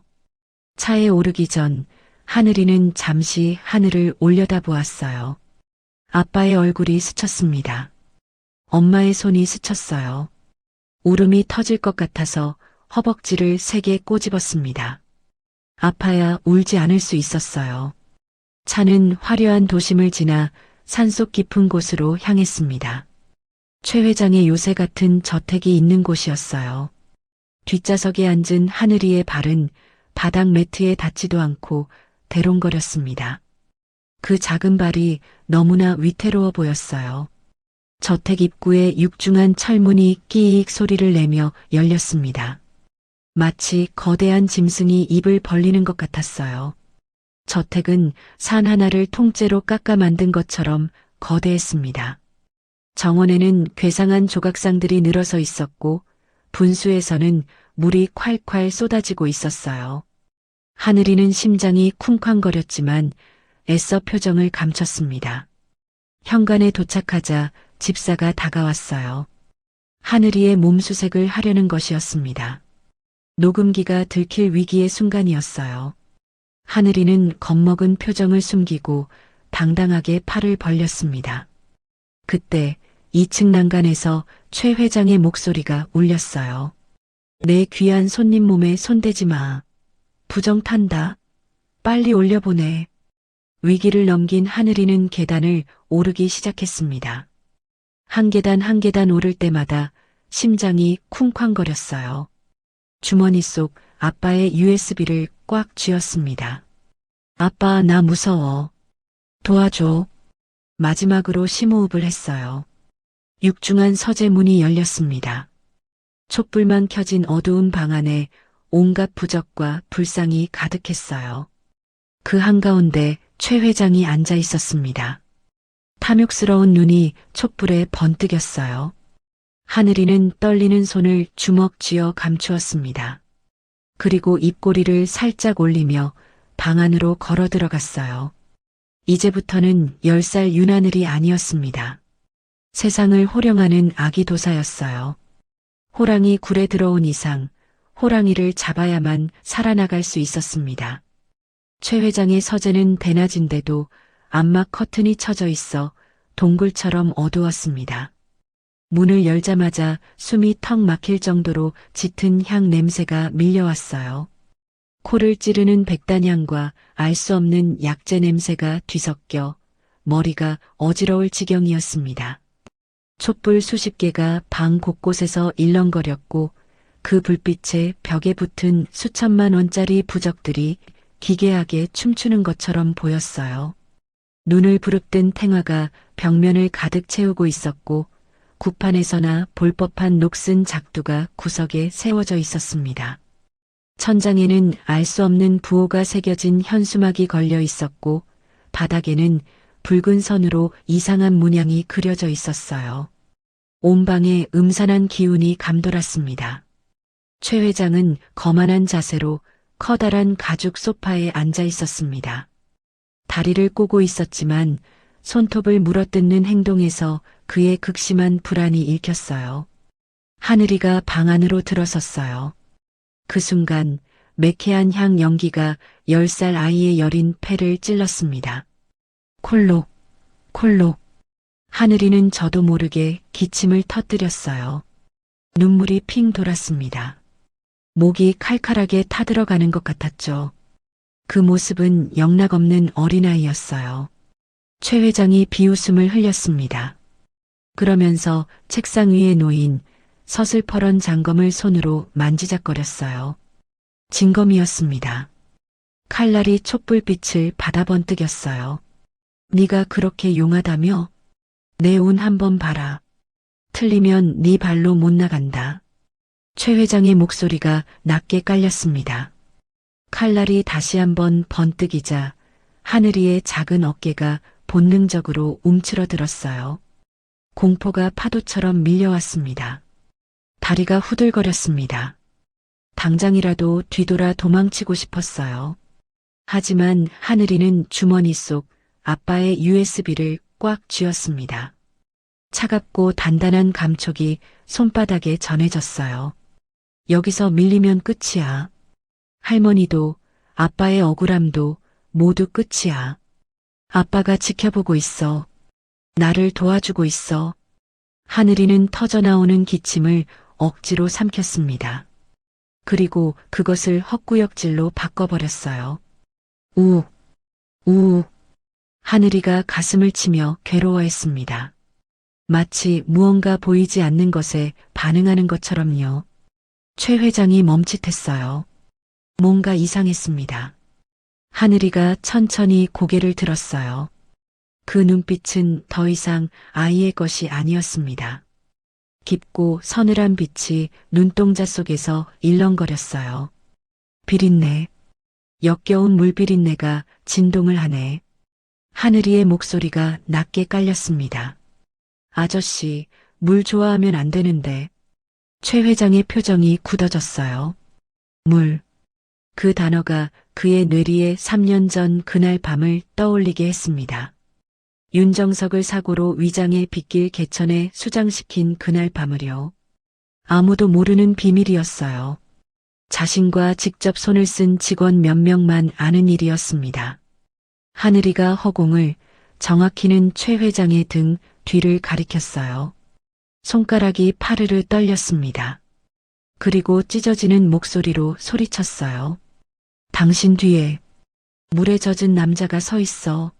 안전 못 쓰고 눈을 부릅뜨고 당신 쳐다보고 있잖아. 으악. 최 회장이 비명을 질렀습니다. 몸을 뒤로 젖히다가 소파 뒤로 나뒹굴었어요. 제발 저린 도둑에게는 보이지 않는 것이 더 무서운 법이었습니다. 최 회장의 눈이 공포로 휘둥그레졌어요. 등 뒤를 더듬으며 아무것도 없다는 것을 확인했지만 공포는 사라지지 않았습니다. 하늘이는 이 순간을 놓치지 않았어요. 바닥에 넘어진 최 회장에게 바짝 다가갔습니다. 작은 체구가 거구의 남자를 내려다보았어요. 이 원혼이 당신 목을 조르고 있어. 그래서 숨이 막히지? 최근에 입찰색에 연달아 떨어졌지? 다 이 남자가 맡고 서 있어서 그래. 선일이 밤새 조사해준 정보였습니다. 구체적인 입찰 실패 내용을 섞어 신빙성을 높인 것이었어요. 최 회장의 눈이 더 커졌습니다. 어떻게 이 애가 이걸 알지? 공포심이 이성을 마비시켰어요. 최 회장은 식은땀을 비오듯 흘리며 하늘이의 작은 바짓단을 붙잡았습니다. 재벌 회장이 10살짜리 아이에게 매달리는 꼴이었어요. 어떻게 해야 하느냐? 굿이라도 크게 해야 하느냐? 하늘이는 순간 입술을 깨물었습니다. 눈에 눈물이 고이려는 것을 꾹 참았어요. 주먹을 꽉 쥐었습니다. 울면 안 돼. 지금 울면 끝이야. 하늘이는 최 회장을 내려다보며 싸늘하게 비웃었습니다. 마치 죽은 사람이 산 사람을 비웃는 것처럼요. 굿, 아저씨, 지금 구판 버릴 시간이나 있을 것 같아? 하늘이는 고개를 천천히 저었습니다. 안 돼. 원한이 너무 깊어. 이건 굿이 아니라 당신 전부를 내어줘야 끝날 판이야. 하늘이는 박선일과 밤새 연습했던 시나리오를 읊기 시작했습니다. 바다 건너 그 회사에 전 재산을 걸어. 그래야 대운이 들어와서 당신을 살려. 물은 물로 막아야지. 최 회장의 눈이 의심으로 가늘어졌어요. 투자? 뜬금없이 무슨 투자냐? 점쟁이가 돈 얘기를 해? 사기꾼 특유의 의심이 발동한 것이었습니다. 수십 년간 남을 속여온 자는 남에게 속는 것도 잘 알아채는 법이었죠. 하지만 하늘이는 눈 하나 깜짝하지 않았어요. 오히려 더 세게 나갔습니다. 싫으면 말아. 어차피 오늘 밤 12시에 저 남자가 당신 심장 터뜨려서 데려갈 거니까. 난 경고했어. 하늘이가 미련 없다는 듯 몸을 돌려나가려 했어요. 자, 잠깐. 멈춰. 다급해진 최 회장이 비서를 호출했습니다. 이 아이가 말하는 그 회사, 당장 알아봐. 비서가 태블릿을 가져왔어요. 화면에는 선일이 밤새 심어놓은 가짜 정보들이 가득했습니다. 대박 투자처로 위장된 가짜 뉴스, 조작된 차트, 그리고 물기운이 가득한 해외 항만 사업 자료. 하늘이의 말과 딱 맞아떨어지는 내용이었어요. 투자 수익률은 300%, 원금 보장, 해외 유명은행 보증까지. 탐욕스러운 자의 눈에는 황금이 번쩍거리는 것만 보였습니다. 최 회장의 눈빛이 불안해서 탐욕으로 번들거렸어요. 그래, 이건 신의 계시다. 국값 대신 투자해서 돈도 벌고 액땜도 하는 거야. 일석이조잖아. 아니, 일석삼조다. 최 회장은 덜덜 떨리는 손으로 책상을 쳤어요. 알았다. 내 하마. 회사 돈, 내 돈 다 끌어모아. 하늘이는 속으로 됐다고 외쳤습니다. 하지만 겉으로는 도도한 표정을 유지했어요. 서둘러요. 12시 넘기면 약발 안 받으니까. 저택을 빠져나온 하늘이는 육중한 철문이 닫히자마자 다리에 힘이 풀려 주저앉았습니다. 등이 식은땀으로 흠뻑 젖어 있었어요. 셔츠가 등에 찰싹 달라붙어 있었습니다. 온몸이 부들부들 떨렸어요. 대기하고 있던 선일의 차에 간신히 올랐습니다. 차 문이 닫히자마자 참았던 울음이 터져 나왔어요. 아저씨, 무서웠어요. 진짜 칼이 있었어. 하늘이가 선일의 품에 안겨 엉엉 울었습니다. 방금 전까지 세상을 호령하던 도사가 아니었어요. 10살짜리 꼬마가 두려움에 떨며 울고 있었습니다. 작은 어깨가 들썩거렸어요. 그동안 꾹꾹 눌러왔던 공포가 한꺼번에 터져 나오는 것 같았습니다. 눈물이 멈추지 않았어요. 선일은 떨고 있는 하늘이를 꽉 안아주었습니다. 작은 등을 토닥토닥 두드려 주었어요. 그의 눈시울도 붉어져 있었습니다. 그래, 그래. 고생했다. 우리 하늘이 진짜 잘했다. 이제 다 끝났어. 그 시각 최 회장은 홀린 듯 어딘가로 전화를 걸고 있었습니다. 손이 떨려서 버튼을 제대로 누르지 못할 정도였어요. 김 실장, 당장 자금 돌려.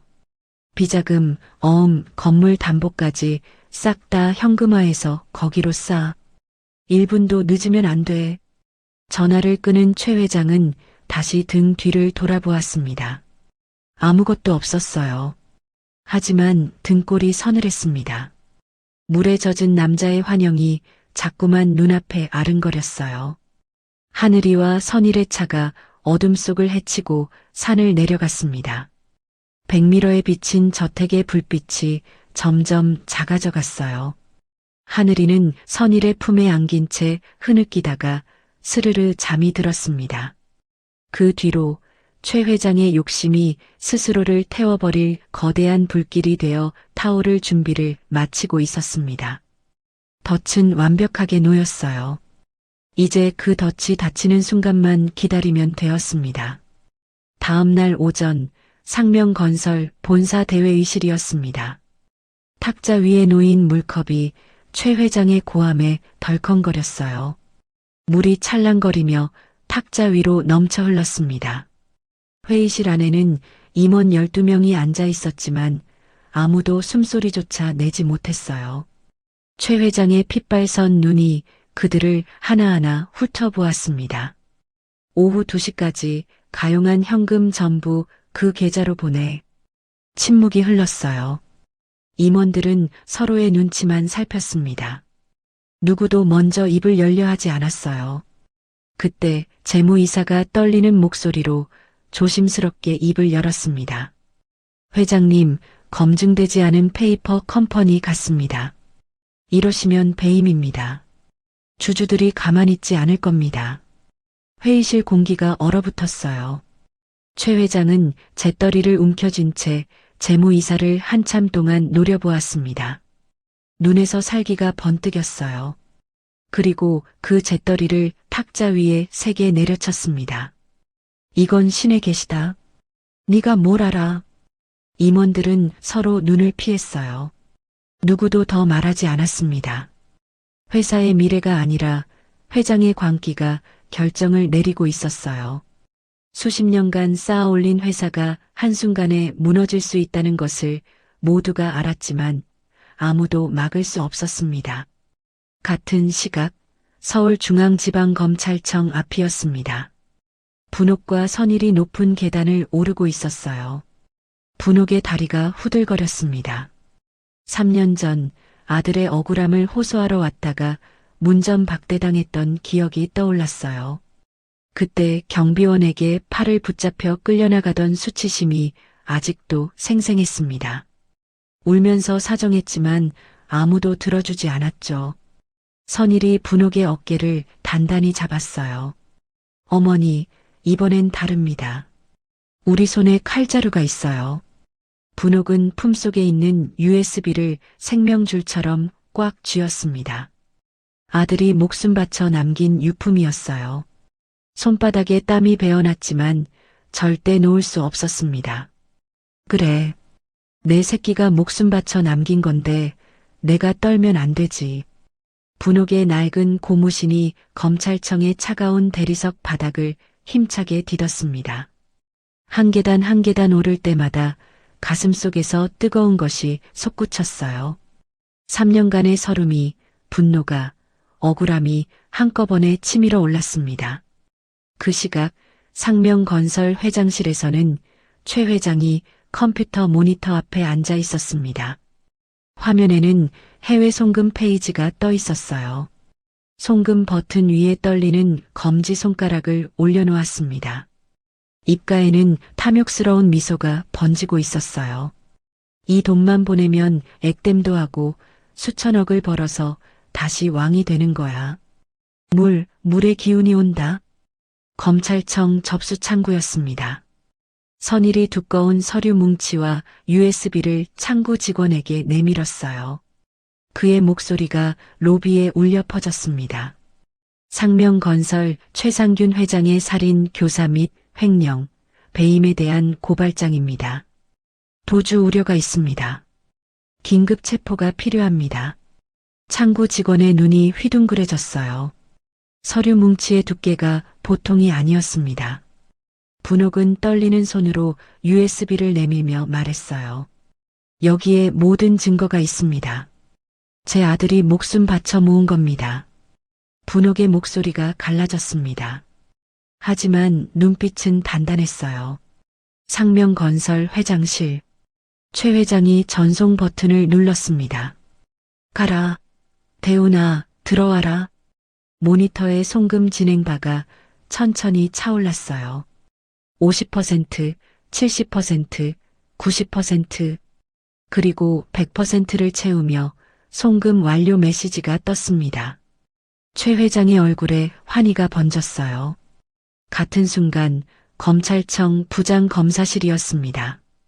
책상 위에 펼쳐진 증거 자료들을 확인한 검사가 안경을 벗고 미간을 문질렀어요. 이 정도 증거면 충분했습니다. 그가 고개를 끄덕이며 압수수색 영장에 붉은 도장을 쾅 찍었어요. 지금 당장 출동해. 상명건설의 법인 계좌와 최 회장의 비밀 계좌에서 수천억 원이 순식간에 빠져나갔습니다. 장고는 영원. 회사는 껍데기만 남았어요. 최 회장이 만세를 부르며 환희에 차 있는 순간이었습니다. 갑자기 모니터 화면이 검은색으로 바뀌었어요. 뭐야? 사이트가 왜 이래? 최 회장이 마우스를 미친 듯이 클릭했습니다. 키보드를 두드리고 새로 고침 버튼을 연타했어요. 하지만 아무 반응이 없었습니다. 기우제 투자 사이트는 이미 선일이 서버를 폭파시켜 사라진 뒤였어요. 수천억 원이 공중분해된 것이었습니다. 그때 비서실장이 사색이 되어 문을 박차고 들어왔어요. 회장님, 큰일 났습니다. 돈을 받은 회사가 연락이 두절됐습니다. 유령 회사랍니다. 최 회장의 웃음이 딱 멈췄습니다. 동시에 심장이 조여오는 통증이 시작되었어요. 하늘이의 경고가 귓가에 울렸습니다. 약으로 안 고쳐져요. 당신이 삼킨 돈이 뱃속에서 썩고 있거든요. 내 돈. 최 회장이 가슴을 부여잡고 쓰러지려는 찰나였어요. 1층 로비의 자동문이 박살날 듯 열렸습니다. 꼼짝 마. 검찰이다. 푸른 조끼를 입은 검찰 수사관 수십 명이 들이닥쳤어요. 압수수색 박스를 든 행렬이 로비를 점령했습니다. 직원들이 비명을 지르며 흩어졌어요. 창밖으로 수십 대의 방송국 카메라 플래시가 번개처럼 터졌습니다. 최 회장은 창문 아래를 내려다보며 상황을 파악하려 했어요. 하지만 다리에 힘이 풀려 그 자리에 주저앉았습니다. 바지춤이 축축하게 젖어들었어요. 평생 세상을 호령하던 자가 10살짜리 아이에게 속아 모든 것을 잃은 순간이었습니다. 속았다. 그 꼬맹이한테 내가 속았어. 최 회장의 목소리가 갈라졌어요. 눈에서 눈물인지 식은땀인지 모를 것이 흘러내렸습니다. 집무실 문이 벌컥 열렸습니다. 수사관들이 우르르 들이닥쳤어요. 최 회장의 손목에 차가운 수갑이 채워졌습니다. 당신을 긴급 체포합니다. 현재 시각. 수사관이 손목 시계를 보며 체포 시각을 고지했습니다. 오후 12시 정각. 그 소리에 최 회장의 고개가 번쩍 들렸습니다. 벽에 걸린 괴종시계가 정확히 12번을 울리고 있었어요. 오늘 밤 12시에 저 남자가 당신 심장 터뜨려서 데려갈 거야. 하늘이의 목소리가 귓가에 쟁쟁하게 울렸습니다. 심장이 아니라 그의 인생이 터져나가는 소리였죠. 같은 시각 달동네 국밥집이었습니다. 분옥과 하늘이가 작은 텔레비전 앞에 앉아 있었어요. 화면에 속보 자막이 붉게 떠올랐습니다. 속보. 상명건설 최상균 회장 수천억 횡령 및 살인 교사 혐의로 긴급 체포. 화면 속에서 고개를 푹 숙인 최 회장이 수사관들에게 끌려가고 있었어요. 어젯밤 그 오만하던 눈빛은 온데간데 없었습니다. 카메라 플래시 세례를 받으며 비틀거리는 모습이 초라하기 짝이 없었어요. 하늘이는 무의식적으로 손을 입에 가져갔습니다. 아직도 그 서재에 가득하던 향 냄새와 번뜩이던 칼날이 손끝에 남아있는 듯 했어요. 하늘이가 조용히 벽에 걸린 아빠의 사진을 어루만졌어요. 맞지 아빠? 불은 저 아저씨가 질렀어. 스스로. 분옥은 텔레비전 앞에서 털썩 주저앉았습니다. 그리고 지난 3년간 참았던 울음을 토해냈어요. 그것은 슬픔이 아니었습니다. 지독한 체증이 내려가는 해방의 울음이었어요. 가슴을 짓누르던 바위가 마침내 굴러 떨어진 것 같았습니다. 아들이 죽던 날부터 목구멍에 걸려있던 비명이 드디어 터져 나온 것이었어요. 하늘이는 할머니 옆에 나란히 앉아 등을 쓸어주었습니다. 한참을 울던 분옥이 자리에서 일어났어요. 부엌으로 들어가 갓 지은 쌀밥 한 그릇을 떠왔습니다. 김이 모락모락 피어올랐어요. 분옥은 아들의 사진 앞에 밥그릇을 조심스럽게 놓았습니다. 정서가. 분옥의 목소리가 떨렸어요. 밥 먹자. 이제 마음 편히 밥 먹자. 하얀 쌀밥 위로 분옥의 눈물이 뚝뚝 떨어졌습니다. 두 사람은 아빠의 사진을 바라보며 한동안 말없이 서 있었어요. 밥에서 피어오르는 김이 아들의 영정 위로 아지랑이처럼 퍼져나갔습니다. 창밖에서는 해가 지고 있었어요.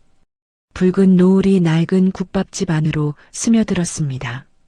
3년간의 어둠이 끝나고 마침내 새로운 하루가 시작되려 하고 있었어요. 다음 날 저녁 텔레비전 뉴스 속보가 전국을 뒤흔들었습니다. 화면에는 휠체어를 탄 최 회장이 나오고 있었어요. 검은 마스크로 얼굴 절반을 가리고 고개를 푹 숙인 채 검찰청사를 나서는 모습이었습니다. 어깨가 축 처져 있었고 한때 세상을 호령하던 당당함은 온데간데 없었어요. 화면 하단에 붉은 자막이 떴습니다.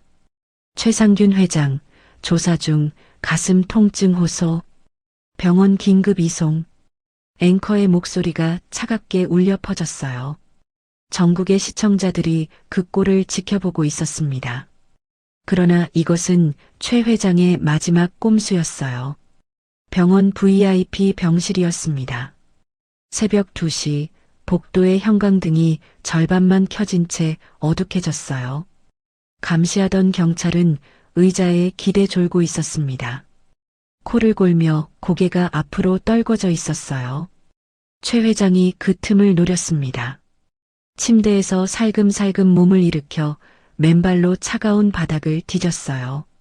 심장이 쿵쿵 뛰었지만 멈출 수 없었습니다. 환자복 위에 벽에 걸린 코트만 걸치고 비상구로 빠져나갔어요. 녹슨 철문이 삐걱거리며 열렸습니다. 계단을 내려가는 발소리가 텅 빈 복도에 메아리 쳤어요. 병원 주차장에서 시동이 걸린 채 세워진 택시 한 대가 눈에 들어왔습니다. 운전사가 잠깐 자리를 비운 틈이었어요. 최 회장은 망설임 없이 택시에 올라탔습니다. 핸들을 움켜쥔 손이 떨렸어요. 그는 이미 제정신이 아니었습니다. 돈도 명예도 다 잃었다는 상실감이 가슴을 짓눌렀어요. 수십 년간 쌓아올린 제국이 하룻밤 사이에 무너져 내렸습니다. 그리고 그 모든 것이 그 꼬맹이 때문이라는 광기 어린 망상에 사로잡혀 있었어요. 눈동자에는 핏발이 가득 서 있었고 입술은 바짝 말라 갈라져 있었습니다. 복수해야 한다. 그 생각뿐이었습니다. 같은 시각 비가 내리는 달동네였어요. 국밥집 안에는 동네 사람들이 모여 있었습니다. 공사판 인부들과 택배기사 김씨가 플라스틱 의자에 둘러앉아 막걸리 잔을 기울이고 있었어요. 국밥 냄새와 빗소리가 어우러져 아늑한 분위기를 만들었습니다. 벽에 걸린 작은 텔레비전에서는 최 회장의 몰락 소식이 반복 재생되고 있었어요. 드디어 정의가 이겼네. 그 나쁜 놈 꼴 좀 봐. 분옥이 할머니가 얼마나 고생했는데. 하늘이가 보기엔 어려도 똑똑하다니까. 내가 그랬잖아. 그 영감탱이 눈빛이 예사롭지 않더라고. 그때였습니다. 쿵 하는 굉음이 밖에서 들려왔어요.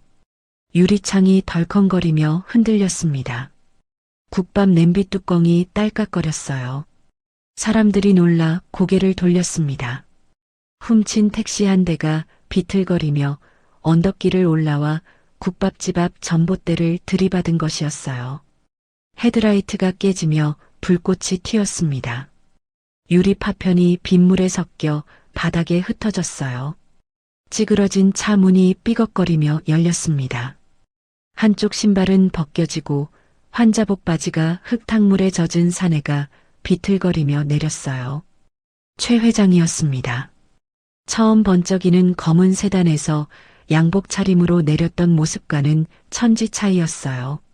머리카락은 비에 젖어 이마에 달라붙어 있었고 눈은 충혈되어 광기로 번뜩이고 있었습니다. 코트 자락이 지늘게 질질 끌렸어요. 사기꾼 같은 기집애 나와. 내 돈 내놔. 쉰 목소리가 빗소리를 뚫고 울려 퍼졌습니다.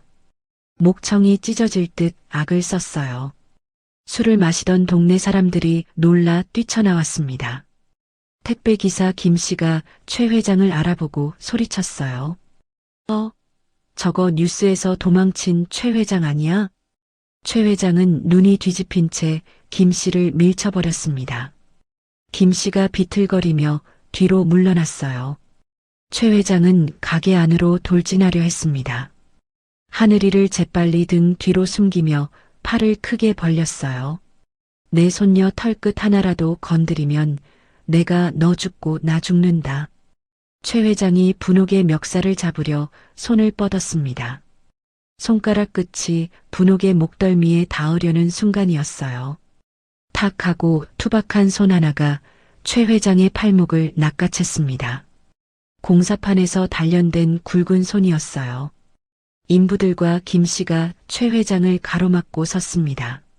어깨를 나란히 하고 거대한 벽처럼 하늘이와 분홍을 감싸고 보호했어요. 어이, 회장 양반. 이 동네에서 행패 부리면 뼈도 못 추린다고 했지? 돈과 권력이 사라진 최 회장은 그저 초라한 노인에 불과했어요. 한때 세상을 호령하던 재벌 회장이 빗속에서 벌벌 떠는 환자복 차림의 도망자가 되어 있었습니다. 하늘이가 천천히 걸어 나왔습니다. 할머니가 말렸지만 하늘이는 고개를 저었어요. 두려움 없는 눈으로 엉망이 된 최 회장을 올려다보았습니다. 10살짜리 아이의 눈빛이 60살 노인보다 단단했어요. 아저씨, 나는 그냥 바람을 불었을 뿐이야. 하늘이가 한 발짝 다가가며 말을 이었습니다. 그 바람에 불을 지른 건 아저씨 욕심이지. 내 탓하지 마세요. 하늘이의 눈빛이 단단하게 빛났어요. 아빠가 멈추라고 했을 때, 사람들이 살려달라고 했을 때, 그때 들었어야지. 10살짜리 아이의 말에 60살 재벌 회장이 아무 대꾸도 하지 못했습니다. 진실 앞에서는 돈도 권력도 소용없었어요. 그때 골목 어귀에서 요란한 사이렌 울려 퍼졌어요. 붉은 경광등이 빗줄기를 가르며 다가왔습니다. 경찰차 세대가 빗길을 뚫고 들이닥쳤어요. 최상균, 당신을 도주 및 공무집행방해 혐의로 추가 체포합니다. 경찰들이 달려와 최 회장을 제압했습니다. 그의 얼굴이 젖은 땅바닥에 눌렸어요. 이건 모함이야. 내가 누군지 알아. 변호사 불러. 최 회장이 추하게 발버둥 쳤지만 소용없었어요. 차가운 수갑이 손목에 채워졌습니다. 짐승처럼 끌려가는 뒷모습이 점점 멀어졌습니다. 그 모습을 보며 분홍은 다리에 힘이 풀려 주저앉았어요. 그것은 통쾌함보다는 긴 싸움을 끝낸 노병의 회한이었어요. 아들에 대한 사무친 그리움이 가슴 깊은 곳에서 솟아올랐습니다. 하늘이는 경찰차가 사라진 텅 빈 골목을 바라보았어요. 그리고 주머니 속 아빠의 낡은 증명사진을 꺼내보래 비볐어요. 차가운 사진에서 온기가 느껴지는 듯 했습니다. 동네 사람들이 함성을 지르며 박수를 쳤습니다. 누군가는 분홍의 등을 두드려 주었고 누군가는 하늘이의 머리를 쓰다듬었어요. 환호성이 빗소리와 어우러져 달동네에 울려 퍼졌습니다. 비가 그쳤어요. 구름 사이로 달빛이 국밥집 간판을 비추었습니다. 분홍내 국밥이라는 글자가 오늘따라 유난히 선명하고 따뜻하게 빛났어요. 그러나 최 회장이 남긴 상처들은 아직 곳곳에 숨어 있었습니다. 계절이 바뀌었습니다. 달동네 담벼락마다 개나리가 노랗게 피어올랐어요. 바람이 불 때마다 꽃잎이 눈송이처럼 흩날렸어요. 지난 겨울에 차갑고 어두웠던 기억들이 서서히 녹아내리고 있었습니다. 국밥집 안작은 텔레비전에서 뉴스가 흘러나왔어요. 상명건설 최상균 전 회장, 살인 교사 및 횡령 혐의로 징역 15년 확정. 화면 속에서 수갑을 찬 최 회장이 고개를 푹 숙인 채 법정을 나서고 있었습니다. 한때 세상을 호령하며 수천억을 주무르던 모습은 온데간데 없었어요. 초라한 죄수복 차림에 어깨는 축 처져 있었습니다. 국밥을 먹던 손님들이 화면을 보며 저마다 입을 열었어요. 10년 묵은 체증이 내려간다. 그러게. 세상에 영원한 권력은 없다더니. 쯧쯧. 정석이 그 친구 하늘에서 보고 있겠지. 사람들은 시원하게 국밥 국물을 들이켰습니다. 가게 안에 활기가 넘쳤어요. 그 뉴스와 함께 정석의 사건도 새로운 국면을 맞이했습니다. 박선일 변호사의 끈질긴 노력 끝에 재심이 열렸어요. 그리고 마침내 산업재해 및 의사상자로 인정받았습니다.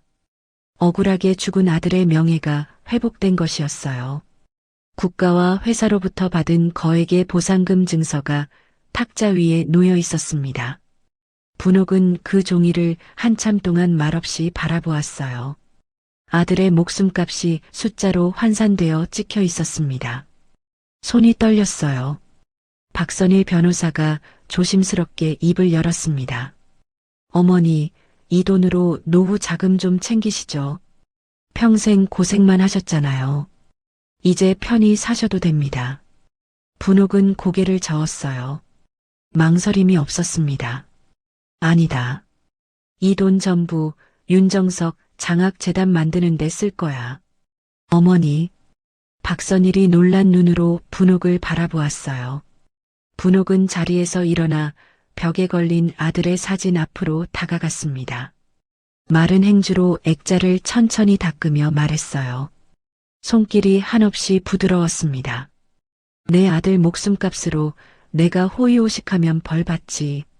가난해서 공부 못하는 애들 돕는 게 우리 정석이 이름 남기는 길이다. 분옥의 눈가에 주름이 깊게 패였지만 그 안에는 평화로움이 서려 있었어요. 더 이상 원한도 분노도 남아있지 않았습니다. 오직 아들에 대한 사랑만 고요히 빛나고 있었어요. 며칠 후 국밥집에 변화가 찾아왔습니다. 인부들이 사다리를 놓고 칙칙했던 낡은 간판을 떼어냈어요. 그 자리에 노란색 바탕에 예쁜 새 간판이 걸렸습니다. 하늘인의 국밥. 밝은 글씨가 햇살을 받아 반짝거렸어요.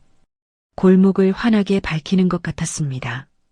지나가던 동네 사람들이 하나둘 발걸음을 멈추고 간판을 올려다보았어요. 어머, 간판 바꿨네. 이쁘다. 하늘이네라. 이름 참 잘 지었어. 가게 안도 리모델링으로 환해졌습니다. 낡은 플라스틱 탁자는 새 것으로 바뀌었고 벽에는 연두빛 페인트가 말끔하게 칠해졌어요. 형광등 대신 따뜻한 조명이 달렸습니다. 창문으로 봄 햇살이 쏟아져 들어왔어요. 점심시간이 되자 발 디딜 틈이 없었습니다. 손님들의 활기찬 대화 소리가 가게 안을 가득 채웠어요. 그때 홀에서 우당탕 소리가 났습니다. 아이고, 변호사 양반. 국밥에 손가락 담그겠소. 고개를 돌려보니 멀끔한 양복 위에 앞치마를 두른 박선일이 쟁반을 들고 허둥대고 있었어요. 서빙을 돕다가 쟁반을 엎을 뻔한 것이었습니다. 국밥 그릇이 위태롭게 흔들렸어요. 가까스로 균형을 잡았지만 얼굴은 이미 새빨개져 있었습니다. 이마에 땀방울이 송글송글 맺혔어요. 손님들이 한바탕 웃음을 터뜨렸습니다. 법정에서는 날고 기는 양반이 여기선 영 젬병이네. 하하, 변호보다 서빙이 더 어렵습니다. 박선일이 멋쩍게 웃으며 땀을 닦았어요. 가게 안에 웃음꽃이 만발했습니다. 분옥은 주방에서 국을 끓이며 흐뭇하게 그 모습을 지켜보았어요. 입가에 미소가 번졌습니다. 등교 시간이 되었습니다. 하늘이가 옷을 단정하게 입고 방에서 나왔어요. 무당 흉내를 내던 짙은 눈화장은 온데간데 없었습니다. 뽀얀 피부에 맑은 눈동자가 빛났어요. 머리카락은 깔끔하게 묶여 있었습니다. 영락없는 꼬마 숙녀였어요. 거울 속 자신을 보며 빙긋 웃었어요. 분옥이 갓 부친 계란말이를 들고 다가왔습니다. 노릇노릇하게 익은 계란말이에서 김이 모락모락 피어올랐어요. 고소한 냄새가 코끝을 간지렸습니다. 우리 강아지 학교 늦겠다. 꼭꼭 씹어먹고 가. 분옥이 하늘이의 입에 계란말이를 쏙 넣어주었어요. 예전에 불안하던 눈빛은 사라지고 분옥의 얼굴엔 편안한 주름만 잡혀 있었습니다. 하늘이가 우물우물 씹으며 웃었어요. 볼이 햄스터처럼 볼록해졌습니다. 하늘이가 신발을 신고 문을 열었어요. 그때 가게 밖에서 밝은 목소리가 들려왔습니다. 윤하늘, 학교 가자. 친구들이 손을 흔들며 기다리고 있었어요. 예전엔 피하던 아이들이었습니다. 하늘이를 무섭다며 수군거리고 귀신 보는 애라며 뒷담화를 하던 아이들이었어요. 그 아이들이 이제는 먼저 찾아와 손을 내밀고 있었습니다. 하늘이의 얼굴에 환한 미소가 번졌어요. 아이들의 웃음소리가 골목에 울려 퍼졌습니다. 그때 짓궂은 남자 짝꿍이 하늘이의 어깨를 툭 쳤어요. 야, 너 진짜 귀신 본다며? 우리 집 강아지가 어제 어디 갔는지 알아? 하늘이가 걸음을 멈췄습니다. 천천히 고개를 돌려 친구의 눈을 빤히 쳐다보았어요. 눈빛이 날카로워졌습니다. 긴장감이 흘렀어요. 다른 아이들도 숨을 죽였습니다. 짝꿍이 움찔하며 한 발 물러섰어요. 왜 그래? 뭐 보여? 침묵이 흘렀습니다. 하늘이의 입꼬리가 실룩거렸어요. 그리고 갑자기 웃음이 터져 나왔습니다. 푸아. 하늘이가 배를 잡고 웃었어요. 에이, 뭐야? 짝꿍이 얼굴을 붉히며 투덜거렸어요. 아이들이 까르르 웃음을 터뜨렸습니다. 웃음소리가 골목에 울려 퍼졌어요. 아이들이 벚꽃잎이 날리는 언덕길을 향해 힘차게 뛰어갔습니다. 교복 치마가 바람에 펄럭였어요. 가게 문 앞에서 분옥이 그 모습을 지켜보고 있었습니다. 눈가에 기쁨의 눈물이 맺혔어요. 아이들이 사라진 골목을 한참 동안 바라보았습니다. 박선일이 조용히 다가와 물었어요. 어머니, 하늘이. 이제 정말 아무것도 안 보이는 걸까요? 분옥은 고개를 저으며 미소 지었습니다. 보이면 어떻고 안 보이면 어떠냐. 이제는 무서운 거 말고 예쁜 것만 보고 살 건데. 점심 장사가 한창이었어요. 가마솥에서는 뽀얀 육수가 보글보글 끓었습니다. 고깃국 냄새가 가게 밖 골목까지 퍼져나갔어요. 사람들의 활기찬 대화 소리가 음악처럼 깔렸습니다. 사람들은 나보고 앞날을 본다고 했습니다. 하지만 내가 알게 된 건 정해진 운명보다 무서운 건 사람의 욕심이라는 것이었어요. 나는 이제 미래를 보지 않습니다. 사랑하는 사람들과 함께하는 오늘을 볼 뿐이에요. 분옥, 하늘, 박선일. 셋이 둘러앉아 보글보글 끓는 전골을 먹었습니다. 김이 피어올라 세 사람의 얼굴을 부드럽게 감쌌어요. 따뜻한 조명 아래 세 사람의 그림자가 길게 늘어졌습니다. 세 사람의 웃음소리가 달동네 골목을 따뜻하게 채웠습니다. 창밖으로 둥근 보름달이 떠올랐어요. 하늘이네 국밥 간판 위로 달빛이 쏟아져 내렸습니다. 노란 간판이 은빛으로 빛났어요. 오래도록 기다려온 진짜 봄이었습니다. 오늘 이야기를 끝까지 들어주셔서 감사합니다. 어디에서 이야기를 듣고 계신지 댓글로 남겨주시면 반드시 답장 드리겠습니다. 오늘도 행복하시고 건강한 하루 보내시길 간절히 바랍니다. 다음 이야기로 찾아뵙겠습니다. 구독, 좋아요 부탁드립니다. 햇살 같은 이야기였습니다.